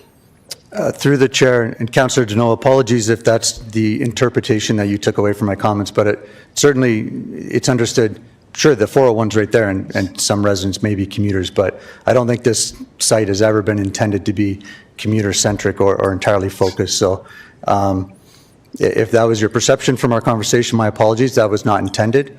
But I think we need to understand the location and the context of this site. The traffic study has been done. Again, if this were just down the road within the major transit station area, that a parking rate wouldn't be required except for some limited visitor parking. So it's a balance of the site, the context of the area, and the future trends and market demands for units like this. Okay, thank you. I'm just going to state that it was your comment that it was a commuter. I'm not mistaken. I specifically remember you saying that, and that's fine. We'll agree to disagree. And so, lost my train of thought. Just as you do, I'll give you a second to collect your thoughts. Councillor Deneau, I will just look at those in attendance. Please, if you can just reserve your emotions. I know we were all feeling high on the subject matter because of how our feelings are related to it. But again, it just disrupts the flow of the debate and discussion. So thank you, Singh. Go ahead. Thank you, Chair. Thank you, Singh. Thank you, Chair Singh. So you've referenced the TIS report a few times that the traffic is, or that stretch of the road is accepted.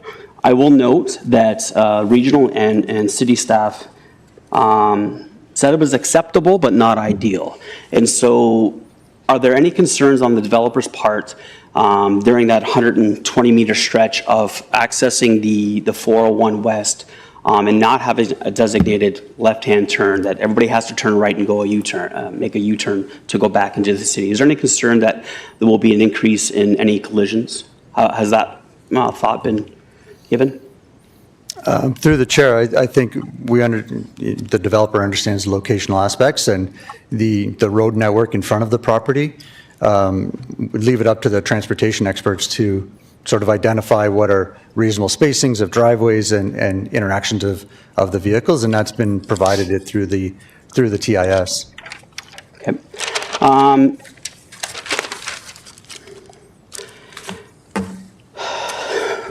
So, have you had discussions with the Transportation Department, either from the region, MTO, and/or the city? Pardon me, have we had discussions? Yeah. Through the chair, yes, certainly the original transportation impact study was submitted. Comments were received, and then a follow-up report, revised report was submitted along with a response memo highlighting how each of the comments and concerns with the original report had been addressed. So, like in the future, we know that median will be closed off to U-turns once the ION goes in at some point in time. So through your conversation with regional city or not necessarily MTO staff, like has there been any consideration how people are going to get back into the city out of that development? Through the chair, certainly the transportation study identifies that, yeah, that median when the LRT is built, that the median will be extended, and obviously the train will be running down the middle of the road. There is also comments that, during that time in the detailed design of the LRT, similar to Hespeler Road, for example, that new U-turn opportunities will have to be reviewed. Where that sits in this corridor and how that ultimately is done would be subject to future detailed design, but certainly that was acknowledged in the comments that in the future, there's a current U-turn opportunity just basically in front of the site. That would be closed, but other ones might be provided at a signalized intersection through some, realignment of the existing lanes and so on. But those details just simply aren't known at this point in time. Okay, I'll cue back in for. Councilor Bashod. Thank you, and thank you for your presentation. I have a concern, I always bring this up, with regards to the 1, 2, and 3 bedrooms, 3%, that's 20 units about, would it be, for 3 bedrooms? And what are the size of these units? Through the chair, the size of the units, they range from, I'm going to say roughly 500 square feet to just over 1,000. Give or take, there's been, obviously, as we've adjusted the plan, some of the 3-bedroom units fit in kind of where the building turns and where some of the angles are created. So those types of details will be further refined at a site plan stage should we get there. And what about I think Councillor Chapman asked about the recreational area. You don't have the size of that either? Through the chair, unfortunately, I don't have the exact square footage numbers in front of me at this point in time, but they've been reviewed against the city's regulations or in terms of what the zoning requires and found to be satisfactory. And the rear tower, you mentioned that you've moved it up or set it back or however. Can you give me the meters, how far you moved that from where it originally was? Certainly, through the chair. So the tower has been shifted to meet a minimum 15-meter setback from that rear property line. Before it was much closer, and the patio space was probably, the actual tower itself was, I think, about 10 meters from the property line, but the patio space and the lower podium was closer. But now the entire building will meet that zoning requirement of no height above 12 meters within 15 meters of that property line. And there aren't any sidewalks. This isn't a walkability area for residents. Like there's nowhere for people to walk from this development. So through the chair, there are sidewalks on both sides of King Street, right up to and in front of this location. Further down King past Gateway, there is also a multi-use path on the opposite side of King Street. So there's definitely sidewalks on in front of this site, and then there's sidewalks on the other side, plus a multi-use path a little further down. Okay, thank you.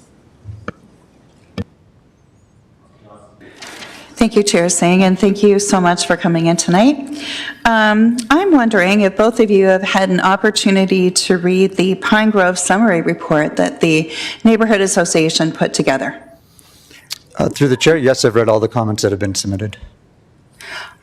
I don't know if these are comments or a separate report. I don't know if you got a copy of this tonight. Oh, sorry, through the chair, no, I saw that was handed in, but I haven't seen this document that was presented to council. Okay, it's really good. So I'm hoping that you'll have an opportunity to take a look at it.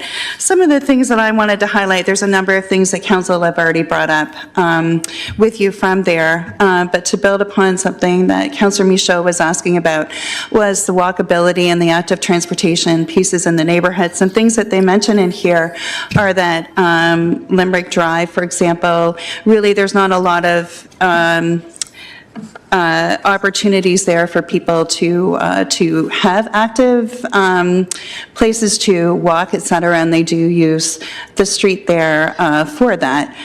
Adding 726 units to this neighborhood, what is that going to do to that area and the walkability and active transportation piece?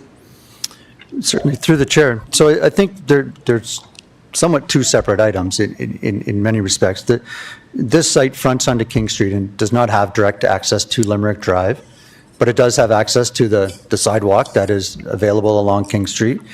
People from this development could travel down the sidewalk towards Sports World and the amenities that are down in that location.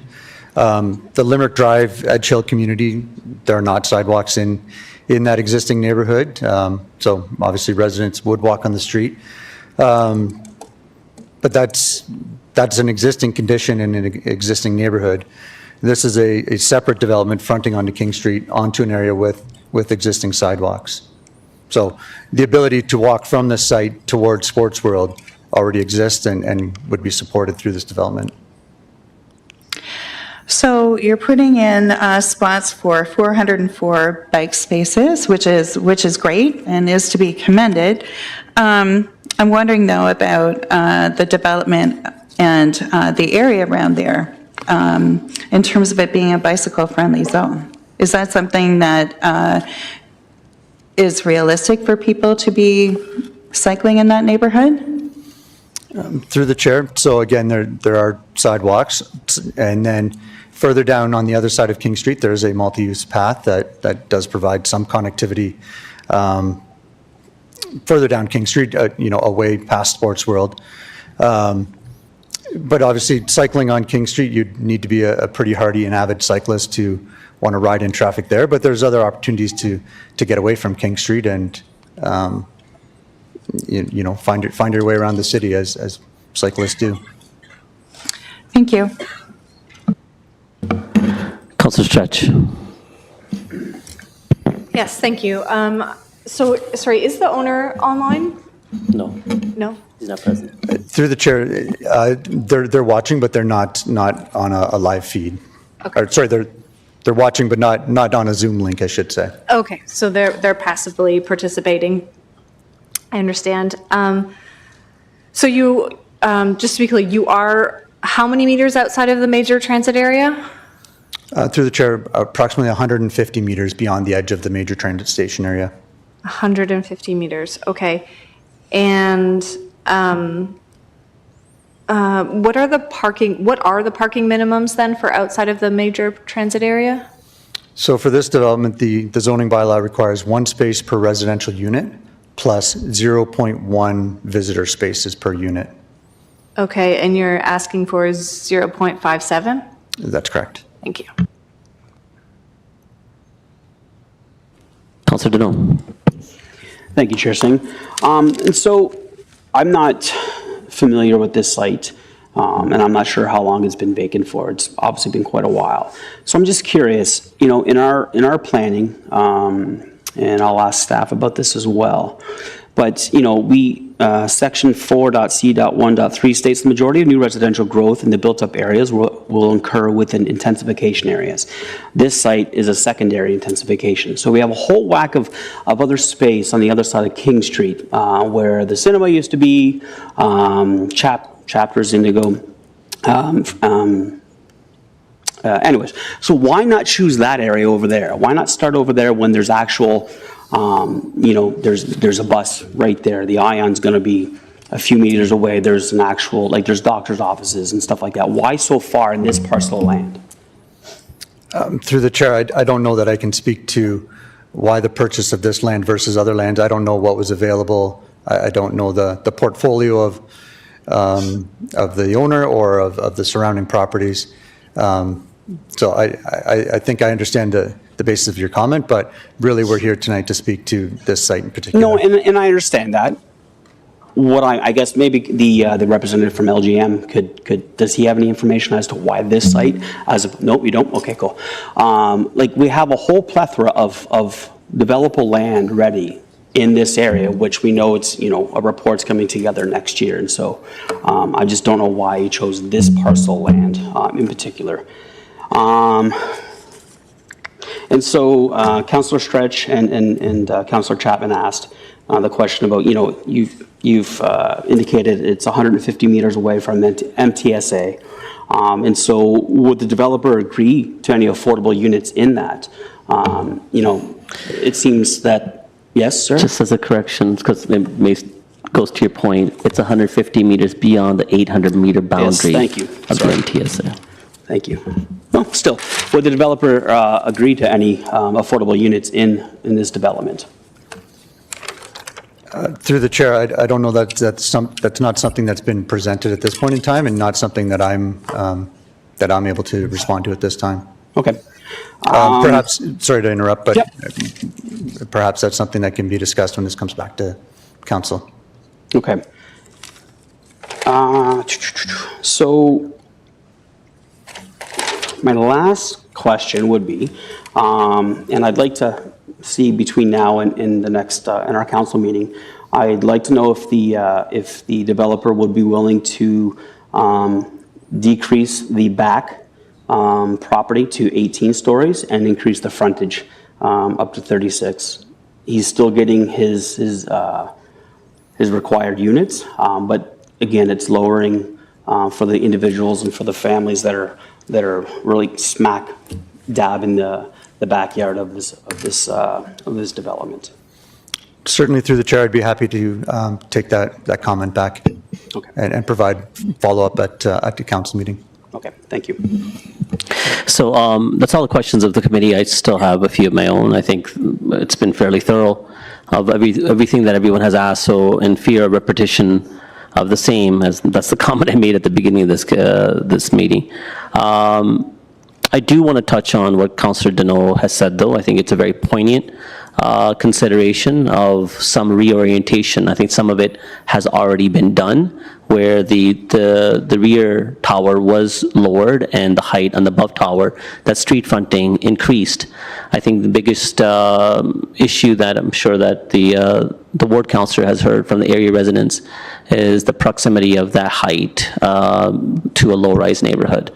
So you've said that you can make that request and see what the response is.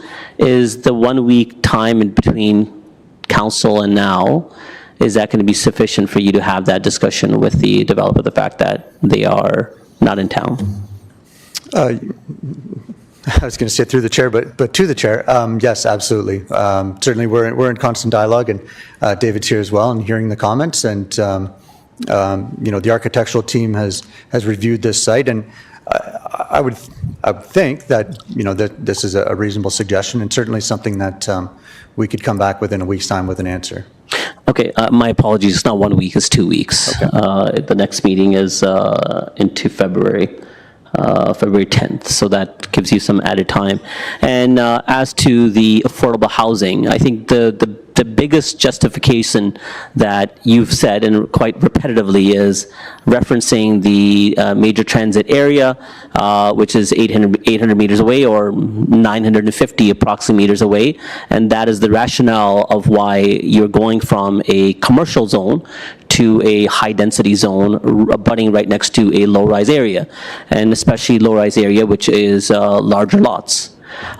So because that justification, then that also falls into the requirement for affordable housing units as well. Would that be ample time for you to respond back on the affordable housing units?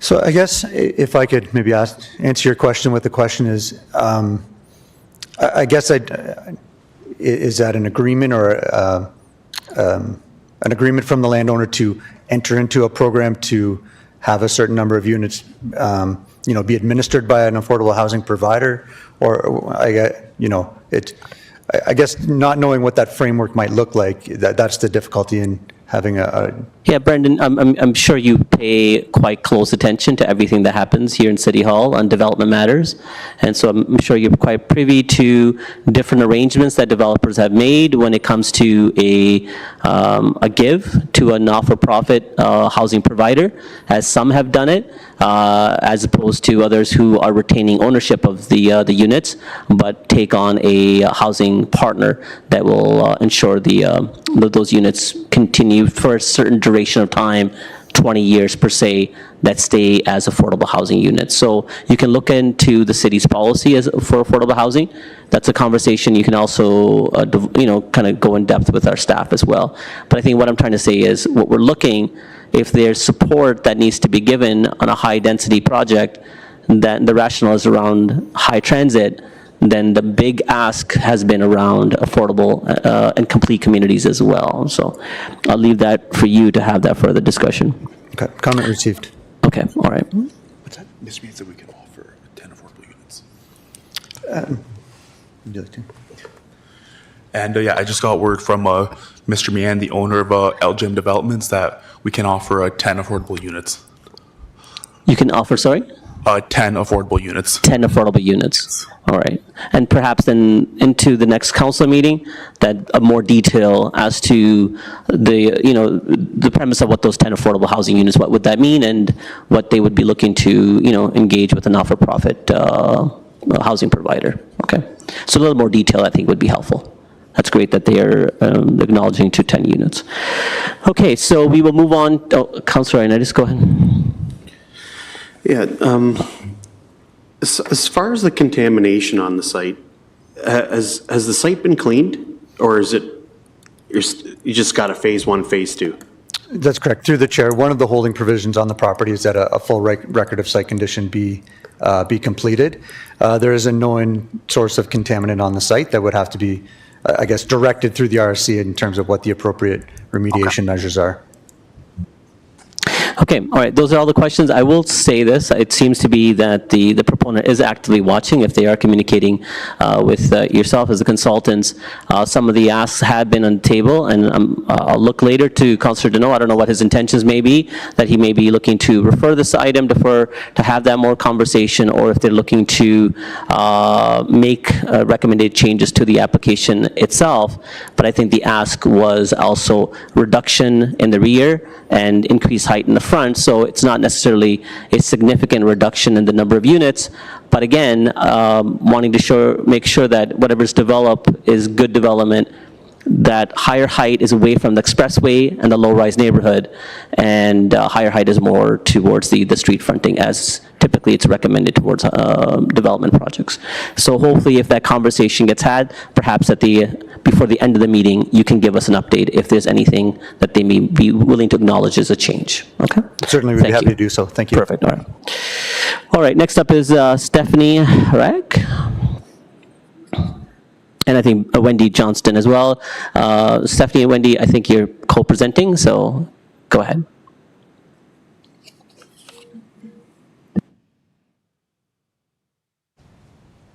My name is Stephanie, and I'm presenting with Wendy and speaking on behalf of the Pine Grove Community Association.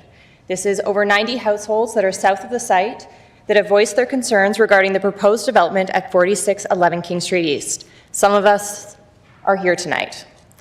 We will be presenting on the macro level affecting the region to the micro level affecting direct residents. Traffic and community safety. We have significant issues about these two topics. However, another delegate will be speaking on that, and I don't want to duplicate their efforts. Parking limitations. Impacts on future and current residents.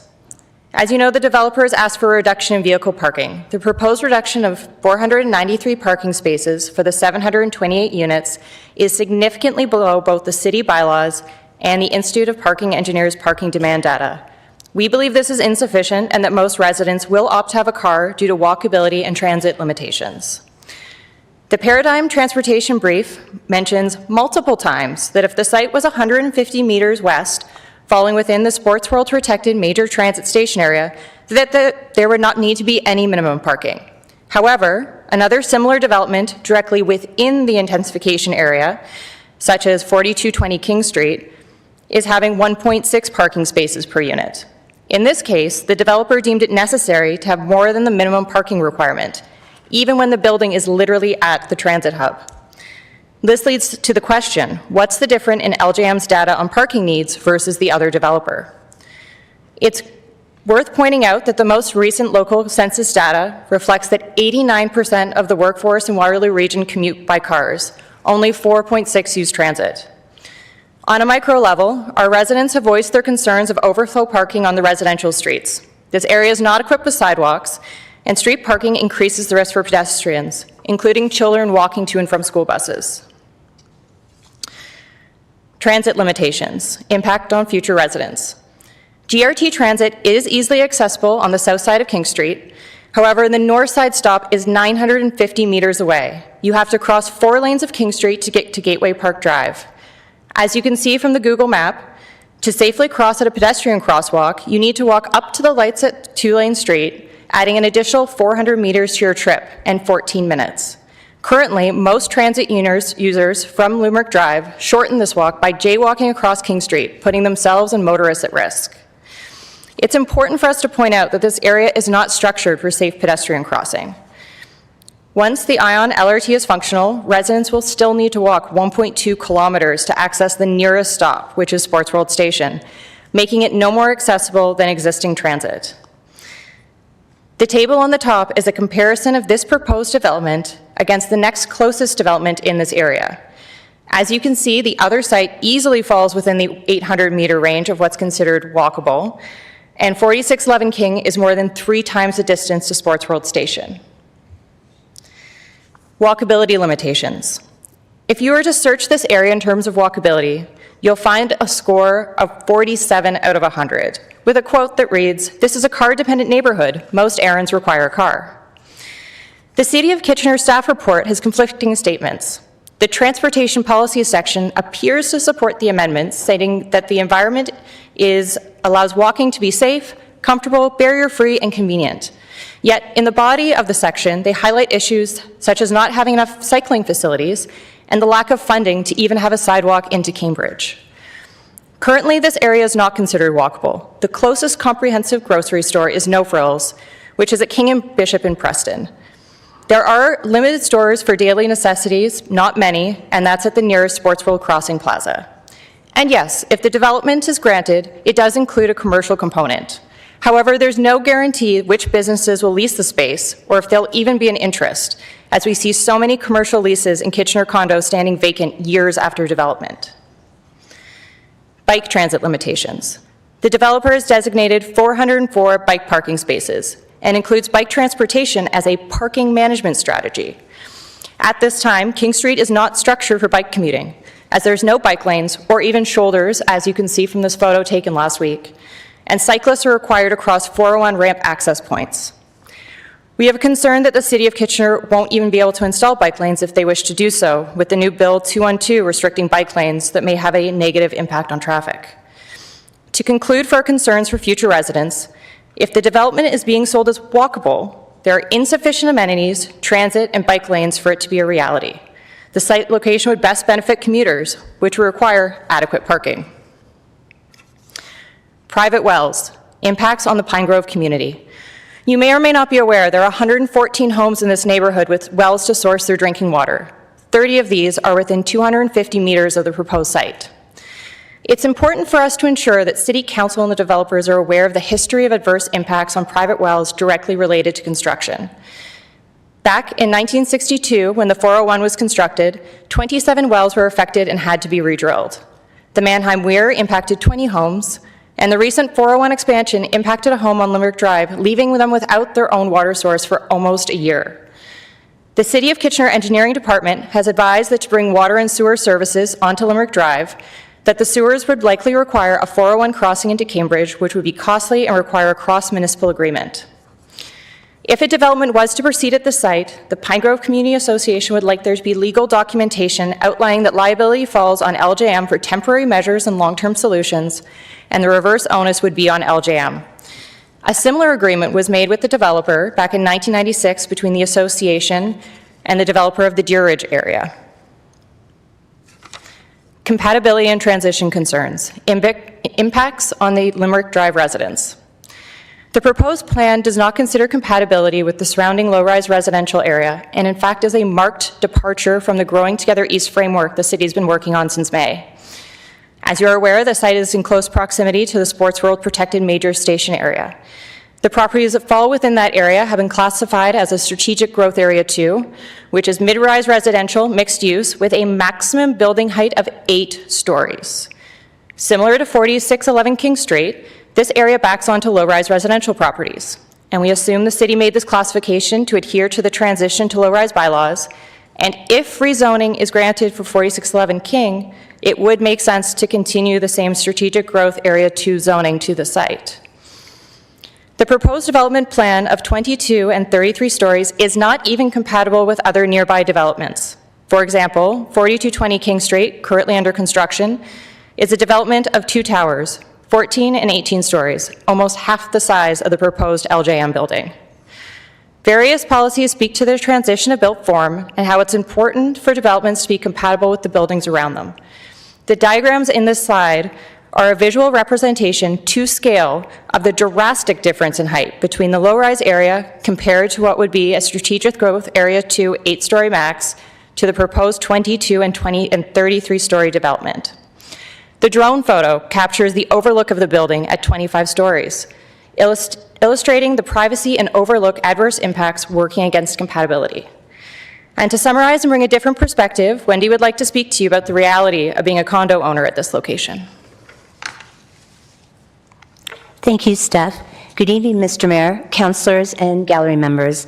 I would like to start off by painting a picture for you. Imagine that I've been living at 4611 King Street East. Initially excited about downsizing and having a new lease on life, I quickly questioned the location that I had chosen. It became evident that it was not, after all, a more convenient and practical place to live, and certainly had some safety concerns. Here were some of the challenges. Touted as a location enhancing residents' quality of life by living in a space where you could comfortably walk, cycle, or take public transit to a majority of your weekly activities was misleading. A highly ambitious development with very poor access to King Street, vehicles not adhering to the 60-kilometer-an-hour speed limit, traffic congestion, and dangerously close proximity to the 401 West on-ramp makes this development a complicated location. Walking along King Street was very challenging and dangerous because of the limited intersections to legally cross King Street. From small vehicles to transport trucks traveling along Highway 8, it's loud. The noise alone is deafening. You can't have a conversation with anyone without yelling at them while they're walking alongside you. The wind from the transport trucks could literally blow your balance off. Definitely a situation where really, there's not a lot of people walking along King Street, either going towards Costco or Cambridge. As I mentioned, in the other direction, you would be hard-pressed to walk across or run across the traffic exiting King Street onto the 401. There is no crosswalk there, no sidewalk, and it's really a dangerous spot. My desire to make a difference by leaving a less carbon imprint hit another roadblock. There is absolutely no option to cycle anywhere along the King Street corridor safely. There are no bike lanes, nor are there shoulders to bike onto. Buses are available, but it does make the trip very challenging. In summary, and I'm going to bypass some of these other things, pardon me. I did want to mention one more thing, sorry. Therefore, all in all, it becomes increasingly apparent that living at 46 King is predominantly a motor vehicle-dependent location and therefore also a parking nightmare rolled into one. One vehicle space per 2 units. It's a tough sell, with no on-street parking available nearby. In conclusion, there are many obstacles. Sorry, I lost my thought here. Sorry. Thank you. In summary, the ambitious towers are plagued with contradictions, congestion, traffic issues, and inadequate transportation options, to name a few. Thank you, everyone, for your time. Thank you, Stephanie and Wendy. Look for questions. Councillor Deneau. Thank you, Chair Singh, and thank you, ladies, for coming out tonight and doing a great presentation on your concerns regarding wells and the traffic. Stephanie, the drone shot, is your property in that picture? Yes, do you want me to? I can. Sure. So actually, I'm blocking it, but my house is right at the top corner of my viewing screen. It's the middle one. Yeah, just to give a perspective. There were some other shots with a greater scope. But there we go. There, yes. And it's, yeah. Okay, thank you. And so when you leave your home, or when anybody leaves your property down Limerick, what point do you come out of? Is it 2-lane, or what street do you come out? So it really depends which direction I'm going. If I'm going 401 westbound or if I'm going to Cambridge, I will go straight out Limerick to King Street. And then it's just about waiting for a safe opportunity for traffic to give you an opening in order to make that right turn. However, if I'm planning on going back towards Kitchener, I won't even make that turn to try to make a U-turn because it's just not safe.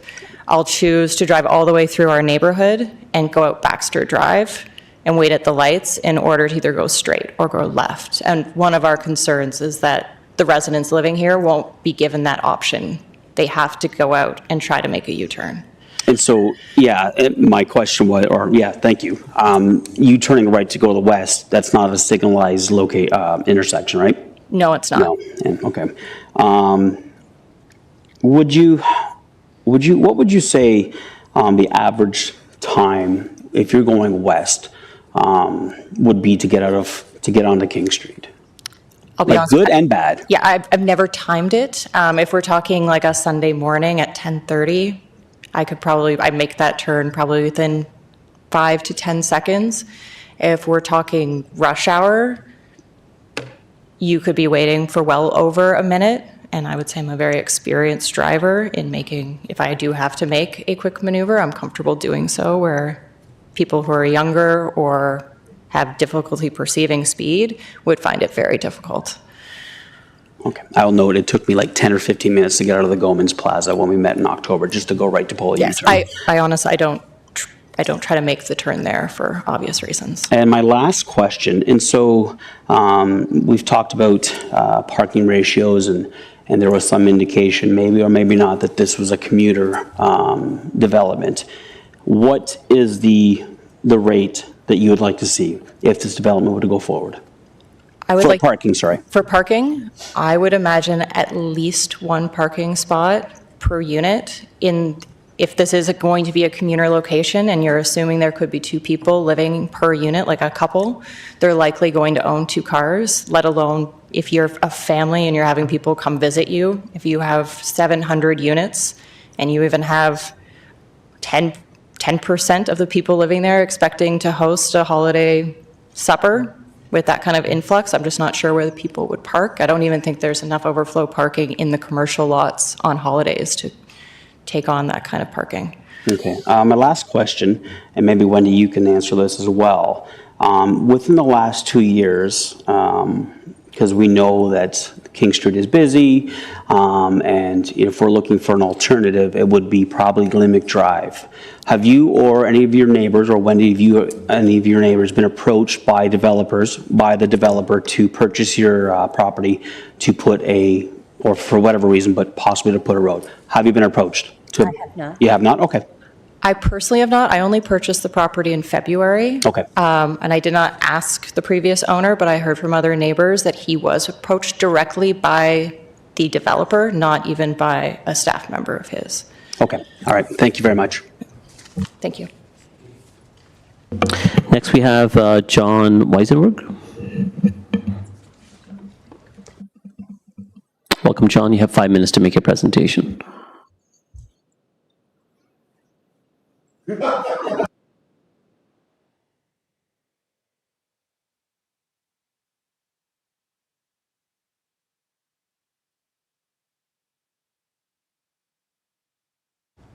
Maybe?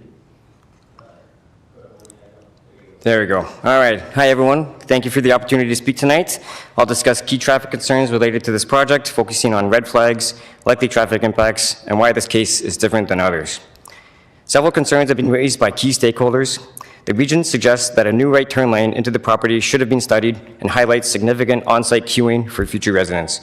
And to answer your question, the TIS suggests it may take up to 4 or 5 minutes to exit the site. City of Kitchener has expressed concerns about traffic impacts. MTO has questioned several assumptions about the study, and Paradigm's own analysis identifies that the area requires improvements. One major concern is right turns from King Street into the site. In the current site plan, nearly all pedestrians must cross the driveway to access the property. And we've already discussed there's no sidewalk to the east down to the 401. This is problematic because pedestrians, estimated at around 120 during peak hours, weren't accounted for in the traffic analysis. Why does this matter? Well, 40% of the units lack parking, which increases foot traffic. Those pedestrian crossings will likely delay turning vehicles, causing backups that block through traffic on King Street. But since this scenario was not studied, the full impact remains unknown. Similar developments nearby have multiple points of entry for both vehicles and pedestrians. This site layout shown on the right requires all vehicles, cyclists, and almost all pedestrians to converge in a single point. Including pedestrian impacts to these studies is not unusual. The City of Kitchener is including walking and cycling impacts a few hundred meters down the road for Growing Together East, and Toronto requires pedestrian impact studies even for developments far outside of the core. Please analyze this concern further, and please consider rearranging the walking, biking routes on site to reduce interaction with King Street movements. The next concern is related to the U-turns, which the site relies upon. The first step in conducting a traffic study is to understand current condition, and this is where the mistake was made. Paradigm study indicates that there are 0 existing drivers making U-turns. The results depend on the assumption that no one other than this site will make U-turns, now or in the future. Their study also indicates that on average, there isn't room for even one more vehicle on the U-turn at 2-lane street before it will be over capacity and block a lane of King Street. The root cause of this is the study data was created before, when King Street had a center left turn lane. That means there were 0 left turns at the time of that data creation, only left turns. But now that a median has been installed, all those left turns have become U-turns. Please ask the applicant to recheck these items and to identify potential countermeasures. I've watched a few dozen meetings in this room on YouTube over the last few months, and there is a common theme raised by delegates like me. Traffic is bad, and traffic will be worse. Well, I took a look at the traffic studies of active developments across Kitchener, and I could not find one that has more traffic out front than this site. That means traffic impacts from this development can impact more road users than any other active development in Kitchener. Even the magic bullet of the future westbound flyover won't solve traffic concerns. According to the Region of Waterloo, over 500 vehicles per hour still use King Street to access 401 eastbound at peak times, even with an eastbound flyover. If all of 401 westbound traffic magically disappeared, this site still takes the crown in Kitchener for all active developments. Adding to these concerns is the LRT.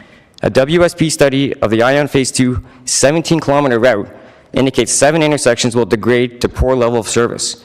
4 of those 7 intersections are within 1 kilometer of this site. Yet Paradigm's final report does not account for these LRT impacts, leaving another critical gap in analysis. Lastly, provincial policies discourage impacts on major goods movement corridors and emphasize the importance of avoiding traffic gridlock. This stretch of road is critical to the region, and the impact of this development is only kind of okay if there are no cyclists, if there are no pedestrians, no LRT, and no other U-turn users. I respectfully ask for a deferral to address these concerns thoroughly and ensure the best decision is made for the community. Thank you. Thank you, John. That was really in-depth and thorough detail that you provided. There are no questions, so thank you very much. Oh, Councillor Deneau, he's a little late at the button. It's okay.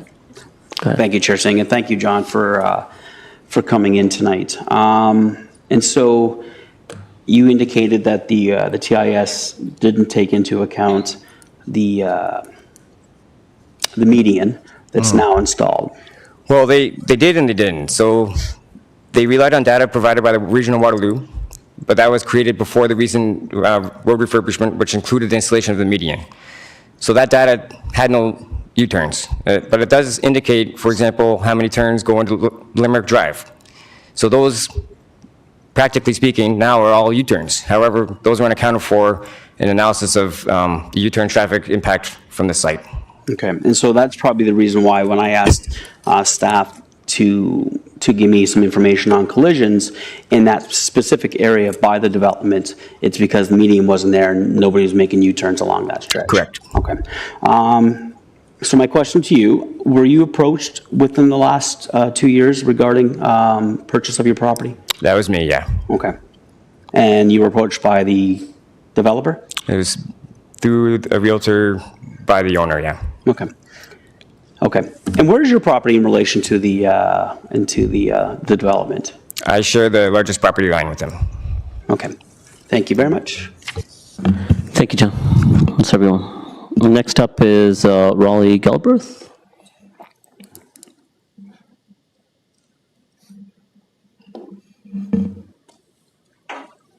Welcome, Mr. Galbraith. You have 5 minutes to make your presentation.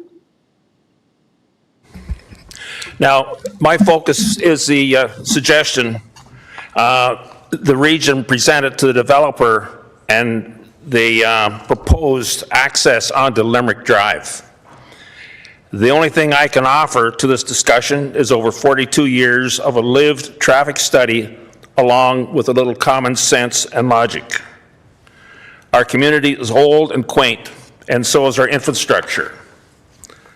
Limerick Drive and Edge Hill Drive, like all other roads in our neighborhood, are of tar and chip construction with convex slopes. Limerick Drive is a no-exit road beyond the proposed project. We do have rural route delivery mail service and school buses. We do have private wells and septic systems. We do not have streetlights, curbs, sidewalks, or fire hydrants. We do have very old roadways that our residents use to walk, jog, bike, and play on. We do not have and never have had any parks or dedicated green spaces. Consequently, our roads get used extensively for recreational purposes. What I see in the Regional Planning Department's suggestion to route the development traffic down Limerick Drive and onto Edge Hill and then to the controlled intersection at Baxter and King Street is an attempt to download or offload the traffic problems to the city of Kitchener and dump them into an outdated roadway infrastructure unfit to handle them. We are a community of about 90 homes. I know Steph said 114. The numbers I got from another source said 90, but there aren't many down at our end of town. Multiply that times 8 and you get close to the 726 residential units plus office and retail spaces proposed. To my simple logic, for these city roads within our community to handle over 8 times their current traffic, the entire roadway infrastructure would need major and expensive upgrades in order to accommodate the traffic, excuse me, to accommodate the traffic from over 720 proposed units. Also, the heavy construction vehicles would absolutely destroy these roads. Realistically, we know that this infrastructure cannot support heavy traffic, not today and not tomorrow. The only real solution is for this committee and council simply to comply with the city's previous commitment agreed to in the Pioneer Tower West secondary plan and the current City of Kitchener official plan, and not ever prevent or permit any access onto Limerick Drive from developments on the properties along King Street East. This would follow the precedent established when the property now occupied by Goman's Appliances was refused access onto Limerick Drive.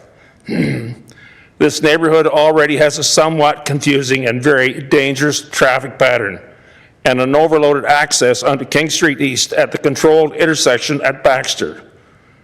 This intersection was studied in great detail in 2017 and was found to be wholly inadequate. If you add more than 8 times the number of current vehicles, well, you can kind of see the conundrum.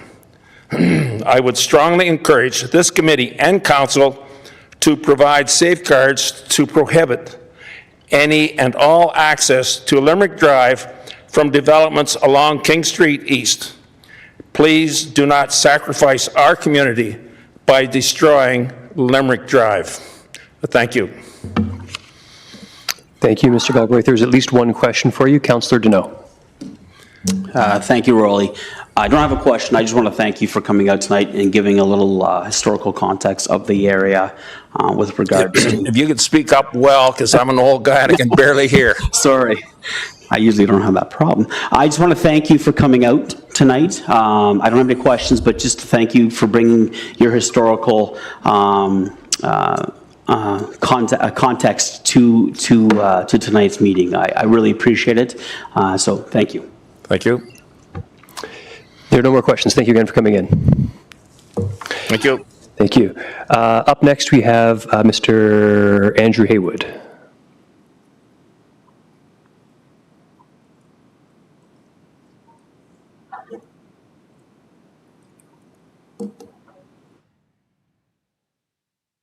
Good evening. My name is Andrew Haywood. I'm a practicing professional engineer. I live at 31 Edgehill Drive, some 600 metres from a proposed development. I prepared a separate document for your review and in anticipation of this meeting.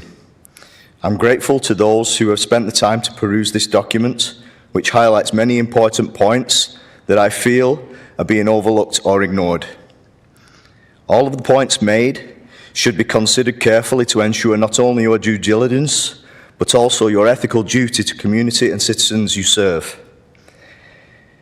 The fact that the current residents face the very real risks of being poisoned and/or their only water sources removed, which have been reliably and safely serving the properties for over 70 years, is disturbing, especially considering all of the evidence, both past and recently, as 2023, that land disturbance in the area does affect this water source.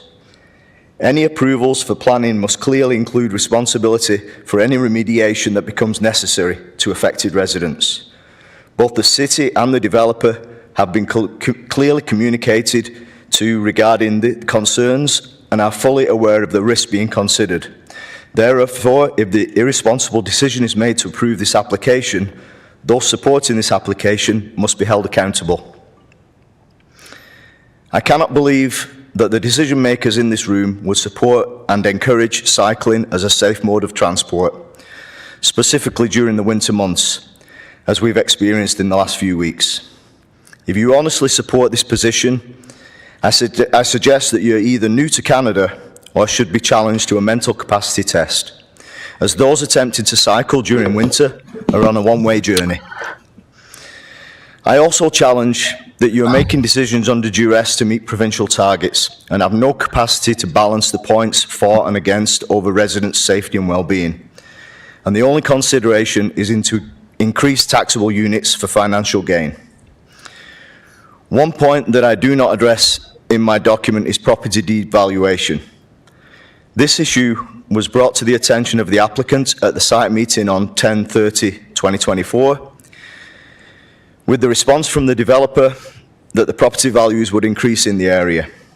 How is this possible if the property's water supplies are contaminated or if they don't exist? Is the city planning to install the infrastructure to mitigate this risk, or are we to wait and see? My experience from being born and living in the UK has proven that this kind of development forces existing residents out and property values decline, allowing developers to then pick up the land at lower values and build more towers, to continue the cycle of devaluation until the community is destroyed. The applicant has also shown a very disturbing behaviour by approaching residents with offers to purchase their properties along the property line. This action is a clear evidence that the applicant acknowledges there is an access issue with this proposal. Finally, the approved towers currently under construction at Deer Ridge and Sportsworld Drive will bring a population increase of around 4,000 into the area. This impact has not been evaluated as this population is not yet in place. How can council responsibly sit here tonight and continue to approve population increases with the potential of maybe another 2,000 before knowing how the planned are going to affect the current infrastructure in place? Progress is something that should benefit all. When capitalists and government make financial gain to the detriment of residents it serves, it becomes a conflict of interest and undue influence is at play. There are many policies and acts that challenge this proposal and also highlight its incompatibility. While council staff are trying to justify this development by bypassing those policies and acts and choosing language that fits the agenda, I urge all those with influence to resoundingly vote against this application and show the residents of Limerick Edgehill that you are caring and understanding of the concerns and risks brought before you and the incompatibility that this application imposes on a well-established, tight-knit neighbourhood and community. Respectfully submitted. Mr. Haywood, you made some comments. I would say 90% of what you said, there's no disagreement. You are well within your right to specify your concern about the proposed development. You made a comment about undue influence, which brings question to the integrity of those elected to office around this horseshoe. You question the mental capacity of those elected to office that sit around this horseshoe. I find that offensive. You reference as to if we don't understand that cycling is not the appropriate mode of transportation. In Canada, perhaps some of us have not been here long enough. All of us have to be Canadian citizens to be elected to office, which would mean that all of us would have been here for a lengthy period of time. I just wanted to reference those things. Thank you for your time. There are no other questions. I apologize. There are no other questions. I apologize if they take a... Thank you. Okay. I appreciate you acknowledging that. Thank you very much. Okay. There are no other delegations, so we will bring questions to staff. So I'll open up the Councillor Ioannidis, go ahead. Hold on one sec. My computer fell asleep.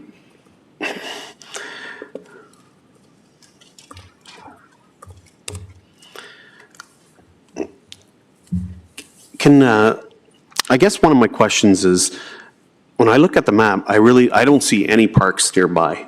So like zero.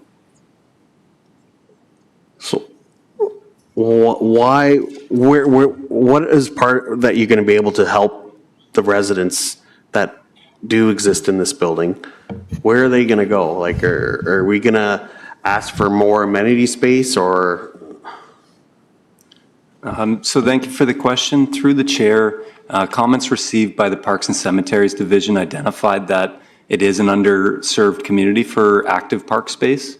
However, there are other outdoor recreation opportunities such as walking. On-site would be 750 square meters of common shared at-grade amenity space behind the building. So that would be passive amenity space, as well as 704 square meters on top of the seventh story podium. Okay. I guess my other question is, in the past, with other applications, pretty well identical to this applicant's previous application, we didn't support that. I'm just wondering why we're supporting this application. Through the chair, just sorry to clarify, was that on the parks issue or just in general? Just in general. So through the chair, it's my understanding that the previous application on Highland and Ira Needles was appealed for non-decision. Okay, appeal for non-decision.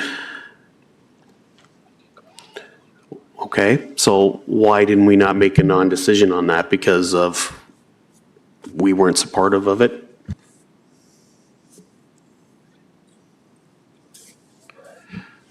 Through you, Chair, I'm familiar with that file. The official plan amendment and zoning bylaw amendment on Highland Road was appealed by the applicant for non-decision, meaning that council did not make a decision within 120 days. Where a official plan amendment and a zoning bylaw amendment are combined, an applicant or a landowner does receive a right of appeal for a non-decision of council. In that case, it was a non-decision, and staff had brought a recommendation for refusal to council, and it indicated that, and the decision was appealed. Okay. From what I see, from that application to this application, I see a lot of similarities.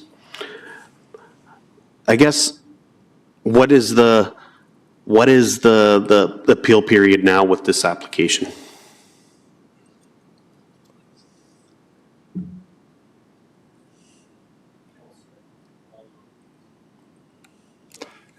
Thank you. So through the chair, the appeal period was December 28th, 2024. So it's eligible for appeal now. Okay, then why did it take so long to come to us? Through the chair, staff at that point did not have updated comments from the region on the transportation impact study. We had also not had the opportunity to hear from the applicant on the issue of the wells the private wells that was identified by residents.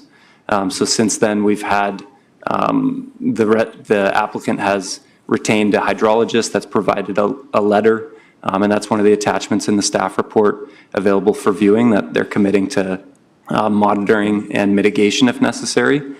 So staff did not want to bring a recommendation without those items being looked into further. Okay, so you're saying the delay is not within wasn't us then, is what you're basically saying? Yeah, through the chair, I had the intention to bring this item on December 2nd for the PSIC meeting, but we had not received any comments from the MTO on the transportation impact study. We since have received those comments, and we've received an updated transportation impact study since then. So it was a lack of information at that time. Okay. I'm going to key back in because I have several other questions. Councillor Deneau. Thank you, Chair Singh, and thank you, Eric, for working with the community, listening to their concerns, working with the developer. But I definitely do have some concerns as we've had some conversations. And so you had mentioned the MTO. Originally, they were delayed in their comments, and then they sent in comments. Are we still waiting for additional comments from the MTO? Through the chair, that's correct. And what comments are we waiting for specifically? So through the chair, the applicant had provided a transportation impact study that was reviewed by the MTO. The MTO and the Region of Waterloo asked for an update or an addendum to that study, which has been completed, and now we're waiting for the comments from the MTO on that addendum. We do have the comments from the region on that addendum, and the MTO is deferring to the region as the site has access to King Street East, which is a regional road. But the follow-up comments on the addendum have not been received by the MTO. Okay. And so the revised traffic TIS, remind me, does it have the LRT impacts in the final report? Through the chair, yes, the revised report talks about U-turns at the median. It is acknowledged that that won't be available once the ION is constructed. You won't be able to pull U-turns in front of the site. And the region in their comments are asking for a warning clause to be included in offers of purchase and sale or a future condo declaration that would advise purchasers that if they're relying on using a U-turn to turn left, that it will be closed in the future. Okay. So it's possible they have to drive an extra like 600 to a kilometer to access back into the city once that U-turn is closed off. Correct. The next, through the chair, the next lights would be the MTO lights to the controlled access to the highway at this point. The MTO, those are temporary lights right now. The MTO is doing work in that area, so those aren't permanent traffic lights. And the MTO does not have final designs for what the traffic lights would look like, though our transportation division, city's transportation staff, has reached out to the MTO to inquire if U-turns would be possible at those signalized intersections in the future. Okay. I don't want to stick around on traffic, but I'm going to quickly. So the traffic study indicates that on the property, there will be significant queuing for people trying to go, especially during rush hour, for cars going right, meaning they're going to be backed up on the property. And in the draft of the development, any queuing will be onto accessible parking and or some of the visitor parking. And so I guess, like, is there a concern about queuing? I know you're not in the transportation department, but you know, we're having a hard time again. And we spoke when we met in October. You were, I think, even behind me or before me. It took us a good 10, 15 minutes to turn right. And so, and that's without additional 700 units or 400 cars. And so, like, is there a concern for on-site queuing on this property? Through the chair, yes, the region has identified that there will be queuing delays at rush hour, and they're forwarding that concern to staff to try to look at solutions on an on-site matter, and that would be deferred to the site plan process. Okay.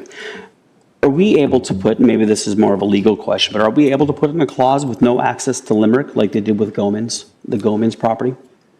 So through the chair, the access to Limerick Point is moot in terms of this development application because it only includes the lands at 4611 King. They don't have any, there's no legal access to Limerick. The attempts to obtain land fronting Limerick have been unsuccessful. So the application before us doesn't and cannot have any access to Limerick.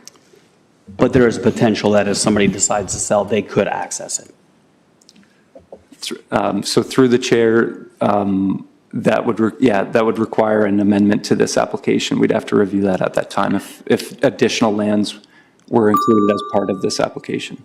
And Eric, maybe you want to specify that site plan approval at a later time can bring to attention if that's the intent that they go forward, that could be addressed through site plan approval as well.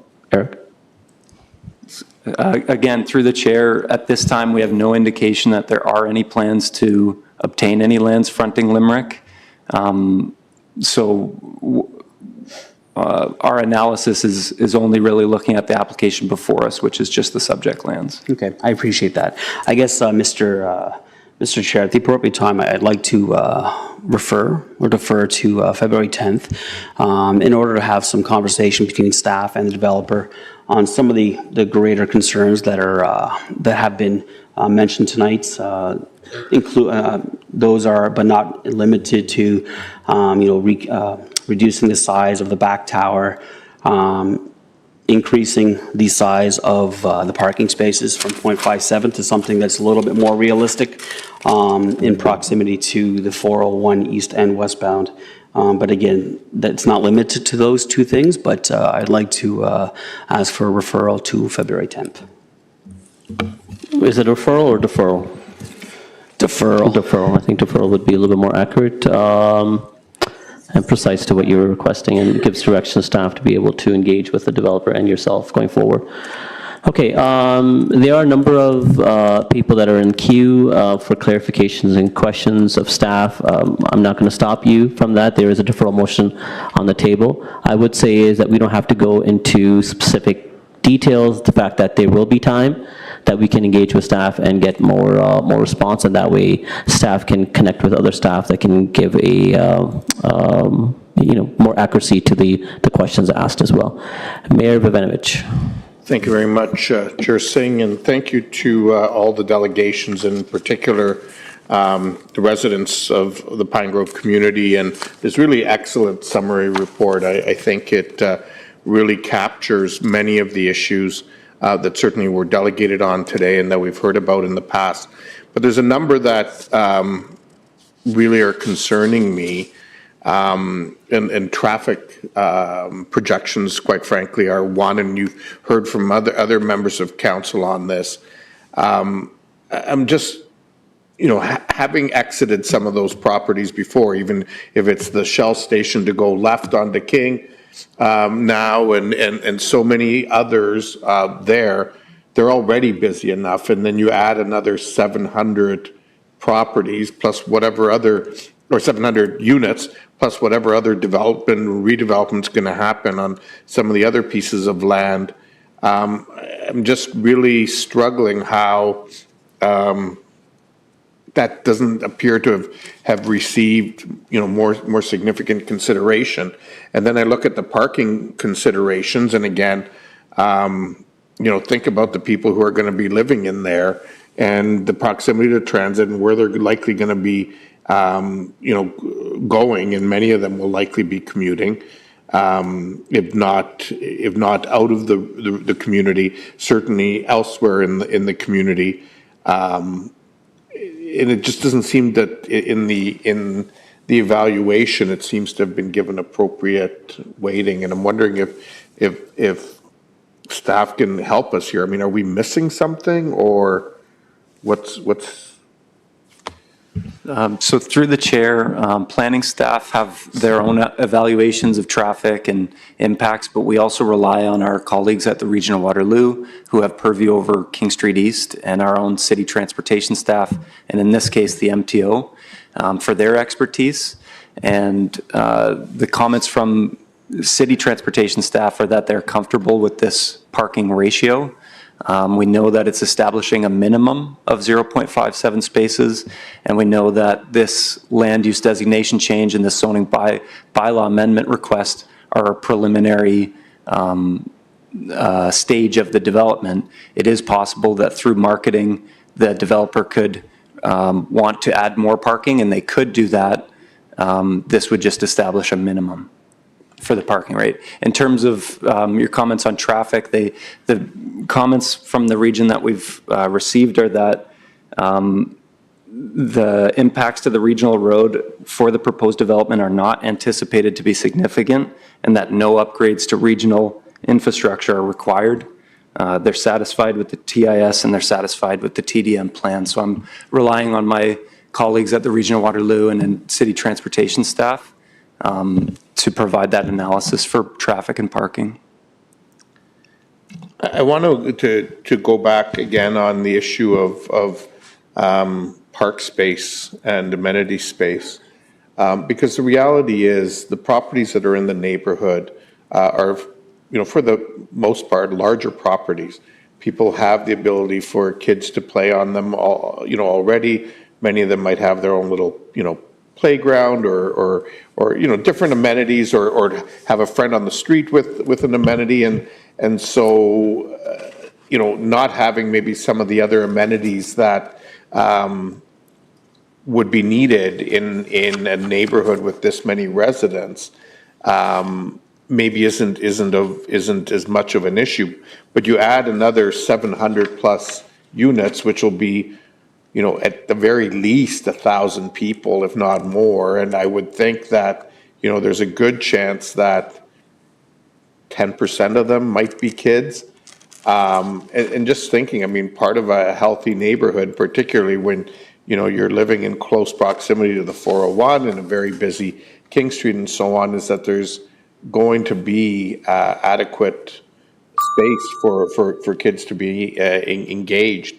And I don't see that being covered off here. And so I'm wondering what some of the options and alternatives are. Through the chair, I had mentioned the amenity space that is proposed. It is more passive in nature, but through landscape design or through the process, if this application does get referred, we can certainly speak with the applicant on if they can find some at-grade space for active amenity use as well. I think the passive amenity space that has been provided in balconies, indoor amenity space, outdoor amenity space on the podium and at grade is satisfactory to our urban design and our park staff. But if there's a desire for more active amenity space that might not be available in neighborhood parks, they note that the closest park is 1.2 kilometers away. Then that's something that staff can look into with the applicant in trying to provide on-site at grade. Okay, those are all the questions I have for now. I may cue back in. Okay, Councillor Schneider. Thank you, Chair Singh.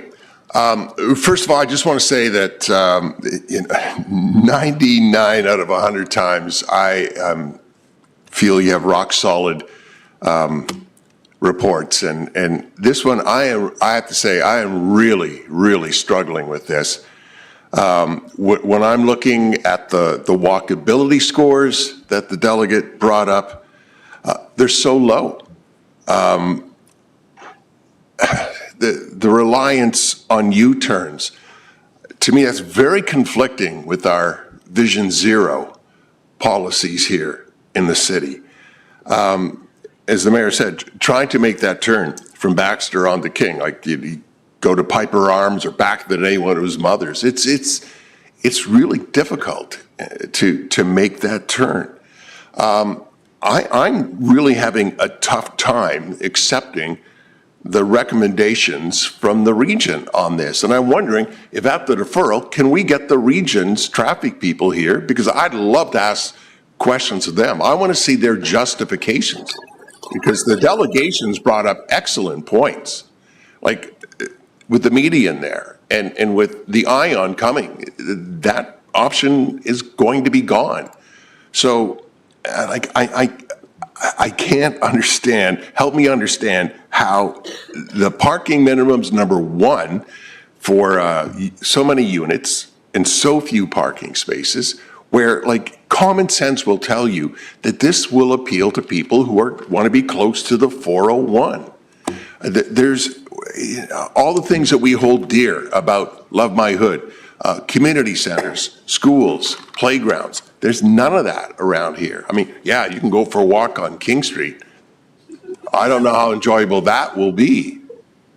So I'm just really, really struggling. I have so many questions, and I think we need the region here, because I think our traffic team here at the city is fantastic. I want to hear their reasoning for saying this is great. It doesn't make any sense to me. It's more comment, but if you could answer, you know, like how do we approve this based on walkability and Vision Zero? Thank you, Councillor Schneider, and through the chair, we can certainly connect with our regional colleagues. I think we will have our Director of Transportation reach out as well, and we will provide an update. I can't guarantee that regional staff will attend council, but we will relay the comments and questions and provide answers when we report back. I think it's important that they're here, because we have to make a decision on this, and I want to base it on solid reasoning. So I would really encourage them to be here to answer questions. So as part of the defer motion, perhaps Councillor Deneau will direct staff in requesting regional staff to attend the council meeting. Again, in fairness to what staff has said, we can't necessarily force them, but I think the appeal should be there, and I think you're absolutely accurate that we should be able to ask the appropriate questions, and the delegates and those in attendance be able to hear that response directly from regional transportation staff as well. The only thing in addition to that I can recommend, on top of who knows if they will attend or not, but the very case, if conversations does get had with regional transportation staff, that it be coordinated along with Councillor Deneau as well, so that at least he can make sure some of the comments said through this committee are referred to them as well. All right, Councillor Stretch. Thank you. I too have a number of concerns, but I'm going to focus in a little bit on parking.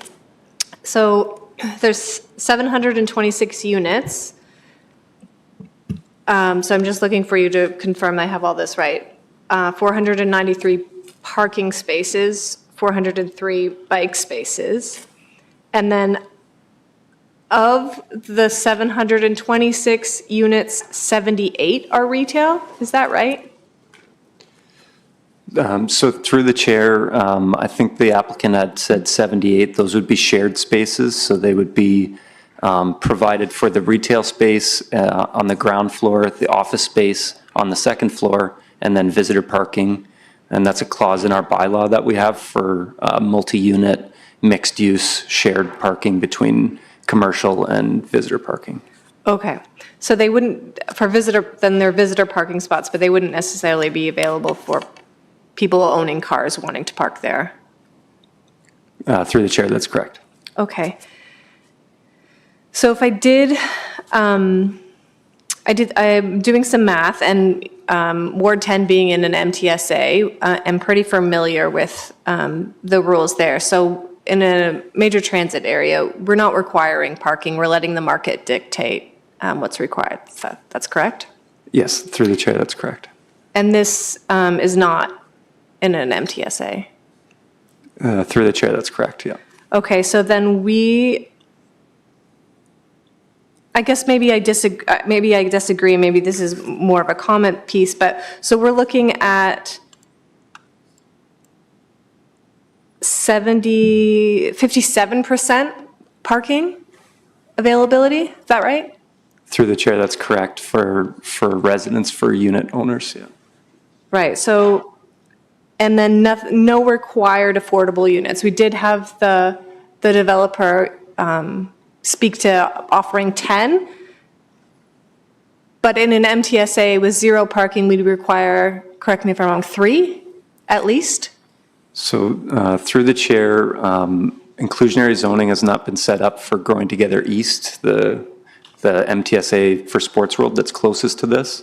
But yeah, you can look to the rates for Growing Together West for what would be required, and those get rolled out and increased over a period of years. An increase, so more affordable housing increased over years, correct? Yes, when the building permit is pulled, yeah. Okay, so, but right now, in our downtown major transit area, is it 3%?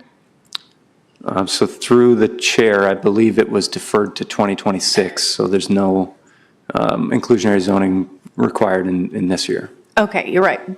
When it was originally proposed, that we paused on? So through the chair, there's the Growing Together West stations, a lot of them are prime, whereas the designation for Growing Together East are more emerging or suburban, so they have lower rates. So I don't think we've applied any rates yet, but that will be coming as part of the Growing Together East framework that is still under works by our policy planning staff. Okay. So I guess, Chair, I guess this is more of a comment leading up to parking, but it really feels too early at this point to be able to let the market dictate what kind of parking minimums we would require. And, pulling on the context and the information we're receiving from residents as well as, personal experience from living in Kitchener for so long, I think that our parking minimum right now that we're saying yes to is 0.57, and that seems very low in this area. And really early in the market to be able to set a minimum. So, I'm not clear just on that issue alone on how to move forward. Thank you. Thank you, Councillor Stretch. And again, we're in questions right now, but I think the comment helps to inform if there's a deferral motion of where the resistance is and where the work needs to be had to get to a point where I think it could satisfy the concerned residents as well as this committee as well. Councillor Davey, you haven't spoken yet. Thank you. I just wanted to follow up actually from one of Councillor Deneau's questions in terms of the protection on Limerick. And maybe this is a legal question that should be answered later on. If so, that's fine. But has there been a scenario in the past where as part of an approval of an application, there was some sort of legal agreement that they would not ever in the future build an access onto an adjacent street?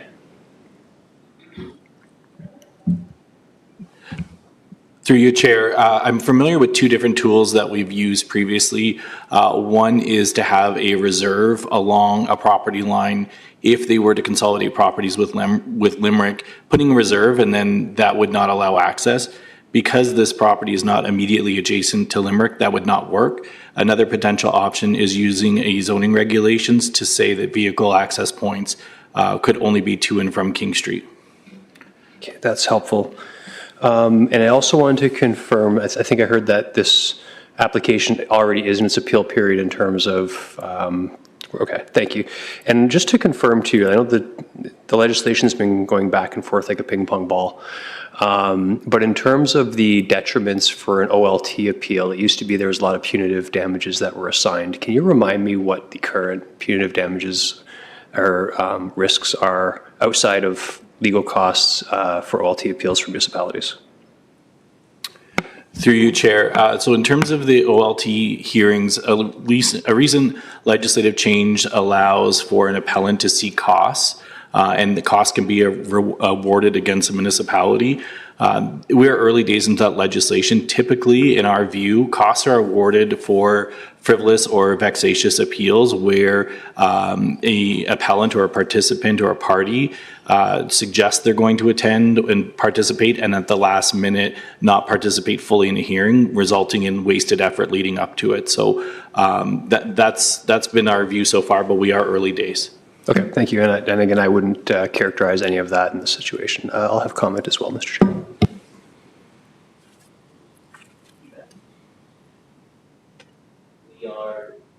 We're told that we're going to have a deferred motion by Councillor. So no comments? I mean, if we want to be very quick, the way I allowed Councillor Stretch, so that it gives some understanding to staff where they need to work towards to get some satisfaction from us.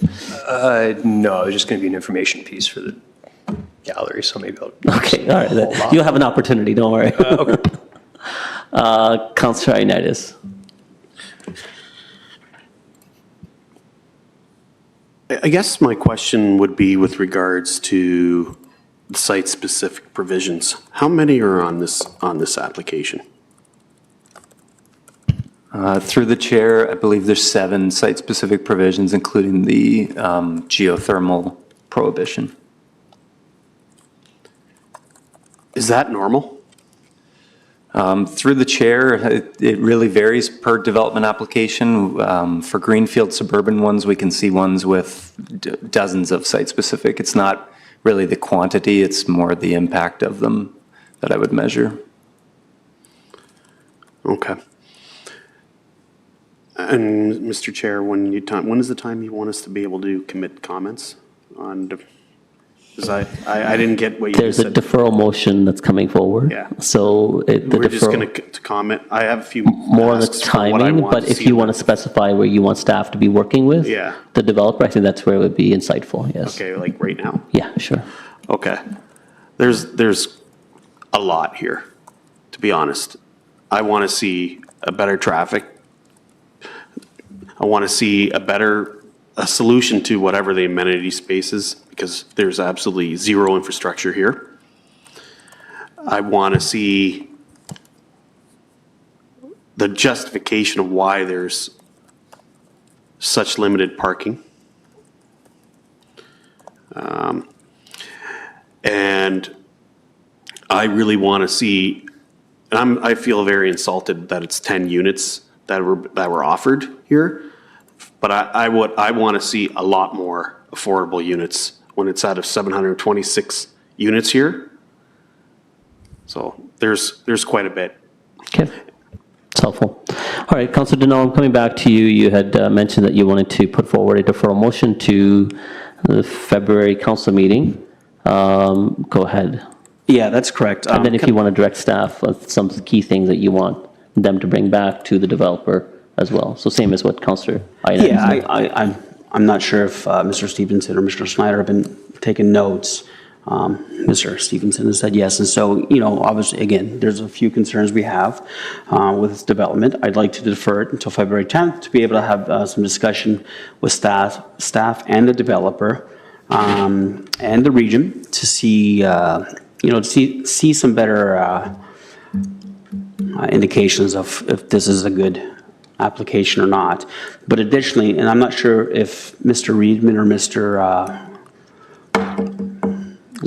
Thank you, Chapman, can adhere to this request. I know I had asked for a speed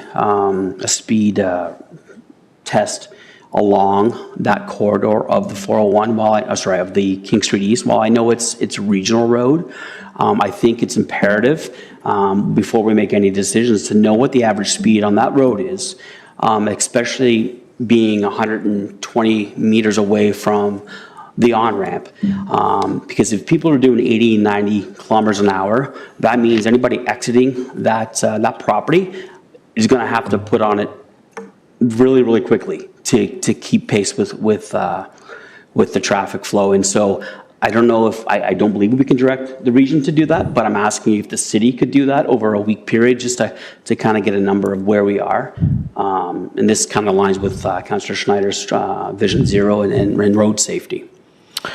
I'll look to Mr. Reedman if we are able to request the region to do our study on our own accord if they are so unwilling. That's the question that's being asked. Through the chair, so we can ask the region to see if they have the data available. It is their roadway, so we wouldn't be able to collect our own data or compel the region to do that, but we can consult with them to see what data they have available. Okay. We also don't think the turnaround time, there's enough time to conduct a proper speed study. We don't typically avoid the winter months because snowplows can impact the collection methods. But the data that's available, again, I think what's being asked is we should ask regardless, and if you get it, that's great. I'm looking at Mayor Bevenovich. I'm sure that he has avenues to be able to request information, being a regional councilor as well, so I don't know if he if he will have any better luck. Keep in mind, the region doesn't listen to him all that often. I wish they did, but they don't. But I'm sure he'll try to do his best on his end as well. So Chair, I will make a note that I know there's a few police officers who live on Limerick Drive, and so if they're able to borrow a gun, just to, like I don't know how accurate that data will be, so let's, listen, what's being directed is I think there will be a very meaningful discussion that needs to be had between the ward councillor staff and the proponent. I think there are various concerns that have been laid out by members of this committee, so I think we do need to get a lot more information where we're at a point where there's we can have support. Mayor Bevanovich. I think thanks, Chair Singh. I think the other piece that would be helpful to have more information on is the future reality around those highway ramps, because I know that there is talk at some point of a westbound ramp off Highway 8. So you know how the flyover goes east now. There is talk of a westbound ramp at some point, which I recognize in this particular issue actually would help the situation, but I think it is important that we have all the information as we consider the facts, so any intel that staff can provide would be helpful. I agree. I think staff are acknowledging that. Okay, so the motion is put forward as a deferral by Councillor Deneau to the February council meeting. And all those favor? Opposed? That carries. And Councillor O'Dooney, I'll look to you to see if... And, in favor. Yep, he's in favor as well. Excellent. Okay, thank you, everyone. And those in attendance, again, I think there's a lot of information that has been related to staff that needs to be discussed amongst them. The proponent, of course, Councillor Deneau, as the ward councillor, will be very actively involved in making sure the concerns of the residents and everything that we heard from the delegates is something that gets answers toward. So, and then our final decision will be on the February 10th council meeting. Perfect. Thank you. To the committee, there are 2 information items, but if there are no other questions related to that, I'll get a motion to adjourn. Councillor Deneau, all those in favor? Opposed? That carries. And Councillor Deneau, I think he was just saying yes, he supports. Thank you, everyone, and thank you for everyone that delegated.